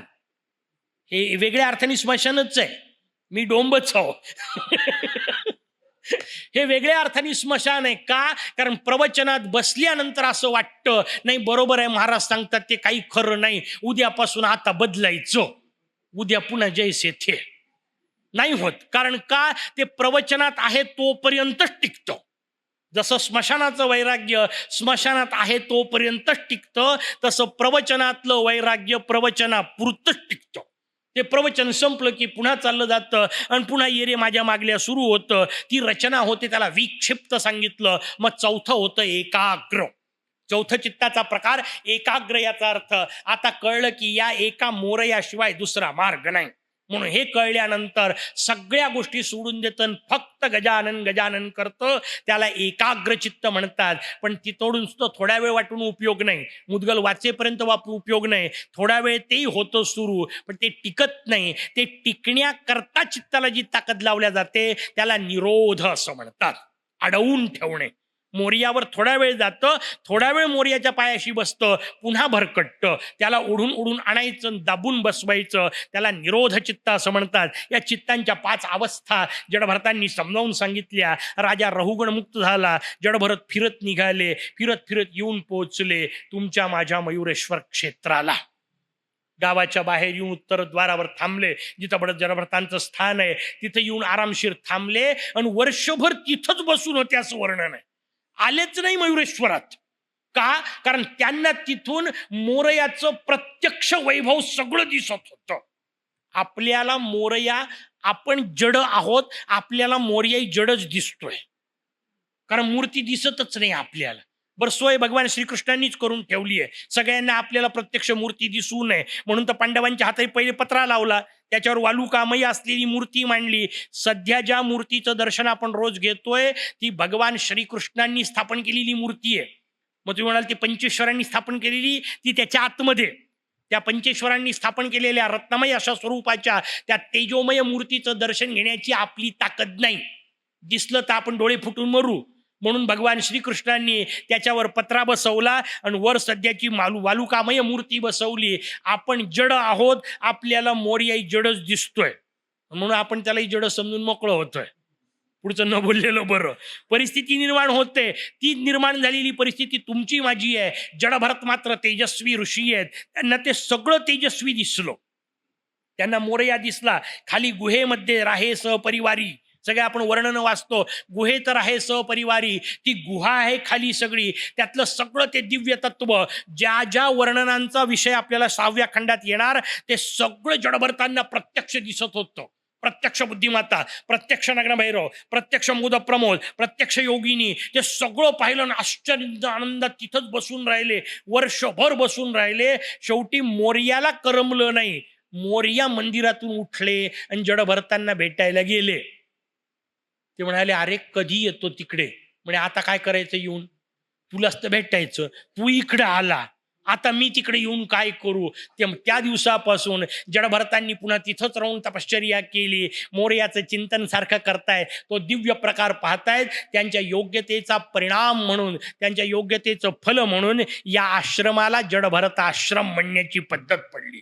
म्हणून आपण जेव्हा जेव्हा संकल्प करतो जडभरताश्रमे ब्रह्मकमंडल गंगायाम दक्षिणे तीरे, प्रार्थना करत किंवा संकल्प सोडत आपण वापरतो. तो जडभरताश्रमाचा विषय आला. दक्षाने पुढच्या कथा विचारायला सुरुवात केल्या. दत्तात्रेयांची कथा आली, प्रियव्रताची कथा आली, ध्रुवाची कथा आपल्याला आली. एका बाजूला प्रियव्रत सांगितला, दुसऱ्या बाजूला उत्तानपादाची कथा सांगितली. ध्रुवाची कथा आपण सगळ्यांनी ऐकलेली आहे. त्यातले फक्त भाव आपल्याला सांगतो. उत्तानपाद राजाचं नाव आहे. त्याला 2 बायका होत्या, एक सुनीती, एक सुरुची. आपल्यालाही असते. तुम्हाला काय गोष्टी करता, आपल्याला 2 बायका, काही सांगू नका, घरी भांडणं लावू नका. त्याचं उत्तर नाही. 2 वृत्तींचा विषय आहे, एक सुनीती, एक सुरुची. आता कळले का अर्थ? ते वेगवेगळे आपण करत नाही म्हणून आपल्याला कळतं. एक रुची असते म्हणजे आवड, आणि एक नीती असते. आपल्या जीवनात नीतीपेक्षा रुचीला महत्व जास्त असतं. नीती आपल्याला सांगते हे खाऊ नको, पण रुची आपल्याला सांगते याच्याशिवाय बरं वाटत नाही. मग जे व्हायचं ते होतं. नाही का? रामदेव बाबा ओरडू सांगतात टॉयलेट क्लीनर. नाही का? सगळे कोल्ड्रिंक टॉयलेट क्लीनर, पण पिल्याशिवाय बरं वाटत नाही. त्याला सुरुची असं म्हणतात. सुनीती सांगते दूध पीत जा, सुरुची सांगते कोल्ड्रिंक्स घेत जा. आता कळलं का व्यवस्थित? सुनीती नाही चालत आपल्याला. दूध म्हटलं की ते काय प्यायचं म्हणते, म्हातारपणी पिऊ म्हटलं तेव्हा पिता येते का? पण काही काही वाक्यच मुळे मस्त असतात ना. प्रवचनाला चल म्हटलं का आपल्यातले अनेक लोक बाहेर विचारा ना, तुम्ही चलतो का प्रवचनाला? म्हटलं आता काही यायचंय म्हणे, म्हातारपणी जाऊ. म्हटलं कुठं? ऐकायला. म्हटलं येतं का ऐकायला? आणि जेव्हा ऐकायलाच येत नाही तेव्हा येऊन कराल काय? जेव्हा ऐकू येतं तेव्हा येऊन बसा. सुरुची सुनीतीचा खेळ असतो. सुरुचीच्या मागे राजा लागतो, तिच्या आवडीच्या मागे लागतो, सुनीतीच्या मागे लागत नाही. पण लक्षात ठेवा, ध्रुव शब्दाचा अर्थ आहे पक्क. ते फक्त सुनीतीच्याच पोटी येत असतं. सुरुचीच्या पोटी ध्रुव जन्माला येत नसतो. सुरुचीच्या पोटी विनाशच जन्माला येतो. आणि त्या ध्रुवाचं वर्णन मी मुद्दाम पुढे येऊन आपल्याला सांगितलं. सगळे मध्ये विश्वाची रचना सांगितली आहे. आणि ती विश्वाची रचना सांगताना कोणकोणते ग्रह निर्माण झाले, ते ग्रह कसे निर्माण झाले, 7 प्रकारचे स्वर्ग कसे निर्माण झाले, 7 प्रकारचे नरक कसे निर्माण झाले, 34 प्रकारचे नरक कसे झाले, 7 प्रकारचे पाताळ कसे झाले, या सगळ्याचं वर्णन केलंय. वाचता वाचता दम लागेल एवढा विषय आहे. काय वाचणार? पण ध्रुवाच्या वर्णनाकरता मुद्दाम सांगतो विज्ञान कसं सांगितलंय. या ध्रुवाचं वर्णन करताना आपल्याला मुद्गल सांगतो मेढीभूत हा समस्तस्य ज्योतिषश्चक्र वै ध्रुव. या सगळ्या ज्योतिष चक्राचं म्हणजे जे काही निर्माण झालं म्हणून आतापर्यंत सांगितलं, या सगळ्याचा आधार ध्रुव आहे. म्हणून जगात पक्क काही असेल तर ते फक्त एकटं ध्रुव तत्व आहे, बाकी सगळं फिरत आहे. एक ध्रुव फक्त पक्का आहे, त्याच्या भोवताल हे सगळं ब्रह्मांड फिरतंय. त्याच्या भोवताल सगळे ग्रह तारे नक्षत्र फिरतायत, सूर्यादिक फिरतायत, सप्तर्षी फिरतायत. तो मेढीभूत, मेढी याचा अर्थ मधला खुंटा, आपल्याला माहिती आहे शब्द. तसा या संपूर्ण विश्वाचा मधला खुंटा काय? ध्रुव आहे. इथपर्यंत विज्ञान आपल्याला शास्त्राने सांगितलं. काय करतो तो? वायुरश्मीधरस्सोपी चालयन ज्योतिषाम गणम. तो वायूच्या रश्मींनी, रश्मी म्हणजे धागे, रश्मी म्हणजे चाबूक किंवा लगाम ज्याला आपण म्हणतो, तो रश्मींनी कशाच्या? वायूच्या. म्हणजे हे सगळे ग्रह एकमेकाशी कशाने जोडलेले आहेत? वायूनी जोडलेले आहेत. वायूच्या पलीकडे जाऊन सांगितलं कोणत्या प्रकारचा वायू? नुसता नाही, त्या वायूच्या पलीकडे तेजाचा संबंध. आणि ते सुद्धा कोणतं? फार सुंदर वर्णन आपल्याला मुद्गलांनी सांगितलं. भ्रमती भ्रामयत्यैव सर्वाशा नील रश्मीभिः. या सगळ्या गोष्टी निळ्या दोरींनी ओढलेल्या आहेत, निळ्या धाग्यांनी जोडलेल्या आहेत. आपल्याला आज विज्ञान ओरडू सांगतं या सगळ्या यांच्यामध्ये एकच प्रकारचा विषय आहे, त्याचं नाव अल्ट्रा व्हायोलेट किरण. असं म्हटलं की ते विज्ञान वाटतं, आणि नील रश्मी म्हटलं की आपल्याला वाटतं ते पुराणांनी काहीतरी सांगितलं. नील रश्मीच शब्द वापरलाय. निळेच किरण आहेत. अल्ट्रा व्हायोलेट किरणांच्या माध्यमातून हे संपूर्ण विश्व एकमेकाशी जोडलेलं आहे. पण गंमत त्याच किरणांची उलटी आहे. ते किरण आपल्यापर्यंत पोहोचले तर मात्र घातक आहेत. ते आकाशाला धरून ठेवणारे आहेत, सगळ्या ग्रहांना धरून ठेवणारे आहेत, पण आपल्यापर्यंत पोहोचून चालत नाही. म्हणून भगवंतानी कृपा म्हणून आपल्यावरती ओझोनचा थर निर्माण केला, त्याच्यातून ते आपल्यापर्यंत येत नाहीत. पण आपण आपल्या प्रयत्नाने ते मातीत घालायच्या मागं लागलोय. सोडून द्या, आता आपला तो विषय नाही. मला आपल्याला सांगायचं, ध्रुवाची कथा सांगितली आणि ध्रुवाची कथा सांगितल्यानंतर पुढच्या वेगवेगळ्या राजांच्या कथा आपल्याला सांगायला सुरुवात केल्या. अनेक राजांच्या कथा आल्या, चंद्रलोक सांगितला, 7 स्वर्ग सांगितले, 12 आदित्य. त्या 12 आदित्यांना 12 वैद्य म्हटलं. प्रत्येक महिन्याचा वेगळा आदित्य सांगितलाय, सूर्य सांगितलाय, त्या त्या महिन्याचे सूर्य सांगितले. एकेका महिन्याच्या सूर्याचं वर्णन त्याला वैद्य म्हटलं. का? कारण त्या त्या महिन्यात त्या त्या प्रकारच्या औषधी द्रव्यांनी युक्त त्यांचे किरण आहेत. म्हणून कोणत्या महिन्यात कोणत्या प्रकारची साधना करायची त्याचे विषय आपल्याला सांगितले. ध्रुव या सगळ्यांचा आधार इत्यादी सांगितली. ध्रुवानंतर महालोक वगैरे सगळे लोक असतात सांगितलं. सप्त स्वर्गांचं वर्णन केलं. खालच्या बाजूला वर्णन करताना पृथ्वीचं वर्णन केलं. तिच्या खाली शेष असतो, शेषाच्या खाली कच्छ म्हणजे कासव असतं, त्याच्या खाली वराह असतो असं वर्णन केलं. वराह निराधार असतो. हे सगळे शब्द समजून घ्या, नुसतेच गंमत म्हणून नाही. कासव याचा अर्थ कुठलं तरी एक मोठं पाण्यातलं कासव असतं, आणि वराह म्हणजे काहीतरी एक डुकराचं तोंड असलेला देव असतो, एवढे अर्थ नसतात. ते प्रतीक रूपात असतात. प्रतीक रूपात कसे दिलेले असतात? वराह शब्दाचा शास्त्राने अर्थ दिला, त्यात 2 शब्द आहेत, वर आणि आह. हे अर्थ वेगळे नाही केले तर काय होतं? एक लहानचं उदाहरण सांगतो. आपले एक राष्ट्रपती होऊन गेले, व्ही गिरी. त्यांचं पूर्ण नाव होतं वराहगिरी व्यंकटगिरी. गिरी शब्दाचा अर्थ आहे पर्वत. वराहगिरी. आपल्याला वराह शब्दाचा एकच अर्थ माहिती आहे, गिरी शब्दाचा अर्थ पर्वत. मग वराहगिरी शब्दाचा अर्थ काय? पर्वतप्राय डुक्कर. आई वडिलांना हा अर्थ अभिप्रेत होता? कसाच नव्हता. मग काय सांगायचं होतं? त्यात वराह शब्दात फोड आहे, वर आणि आह. वर म्हणजे श्रेष्ठ, आह म्हणजे ज्याला म्हटल्या जातं. जगात सर्वश्रेष्ठ काय आहे? त्याचं उत्तर आहे ज्ञान. ज्ञानापेक्षा श्रेष्ठ काही नाही. ज्ञान म्हणजे वराह. ज्ञानानीच ज्याला ओळखता येतं, म्हणजे ज्ञान हेच ज्याचं मुख, त्याला वराह मुख म्हणतात. त्या ज्ञानाने पृथ्वी वाचवली. वराहाने पृथ्वी वाचवली. कोणापासून? हिरण्याक्ष आणि हिरण्यकश्यपूच्या कथा येऊन गेल्या. सगळे शब्द पाहण्यासारखे आहेत. हिरण्याक्ष, हिरण्य म्हणजे सोनं, अक्ष म्हणजे डोळा. ज्याच्या डोळ्याला फक्त सोनच दिसतं त्याला हिरण्याक्ष म्हणतात. याचा अर्थ ज्याला फक्त पैसा पैसा दिसतो त्याला हिरण्याक्ष म्हणतात. त्या हिरण्याक्षाने सगळी पृथ्वी नेऊन समुद्रात बुडवली. शब्दशः अर्थ घ्यायचे नसतात. आमचे चित्रपटवाले मोठी पृथ्वी करतात, पाण्यात टाकतात. अरे गाढवांनो, पाणी त्याच्यावरच आहे ना, तिला उचलून पाण्यात कशी टाकली? पाणी काय समुद्राच्या बाहेर आहे का? पृथ्वीच्या बाहेर आहे का? तसे अर्थ घ्यायचे नसतात. काही शब्द लाक्षणिक असतात. म्हणजे काय? जसं वर्णन असतं, एखाद्या चित्रपटातल्या नायकांनी बाकी सगळ्यांना खाऊन टाकलं. आता का उचलून खाणं असते का? त्याचं उत्तर आहे नाही. प्रभाव नष्ट केला. मी केलेल्या सगळ्या गोष्टीवर त्यांनी पाणी फिरवलं. म्हणजे का प्रत्यक्ष पाणी टाकाल का त्याच्यावर?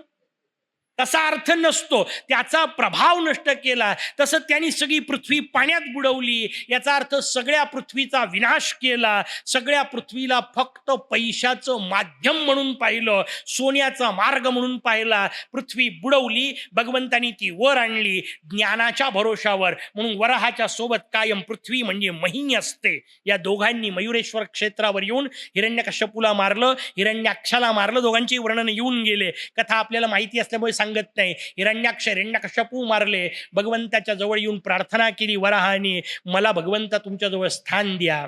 भगवंतानी सूर्यांना बोलावलं. त्यांना सांगितलं, उत्तरद्वारावर मही आणि वराहाला तुमच्या सोबत ठेवा. तेव्हापासून मही आणि वराह उत्तरद्वाराच्या सूर्यासोबतच्या देवता आहेत. सूर्य शब्दाचाच अर्थ ज्ञान, वराह शब्दाचा अर्थ ज्ञान, पृथ्वीचं ज्ञान. पृथ्वी शब्दाचा अर्थ देह, त्याच्यापासून तयार झालंय. याचं ज्ञान व्यवस्थित झालं की आतमध्ये वराह कळतो, म्हणजे ज्ञानाने कळणारा, आणि मग सूर्य प्रगटतो, त्याला मुक्ती मिळते.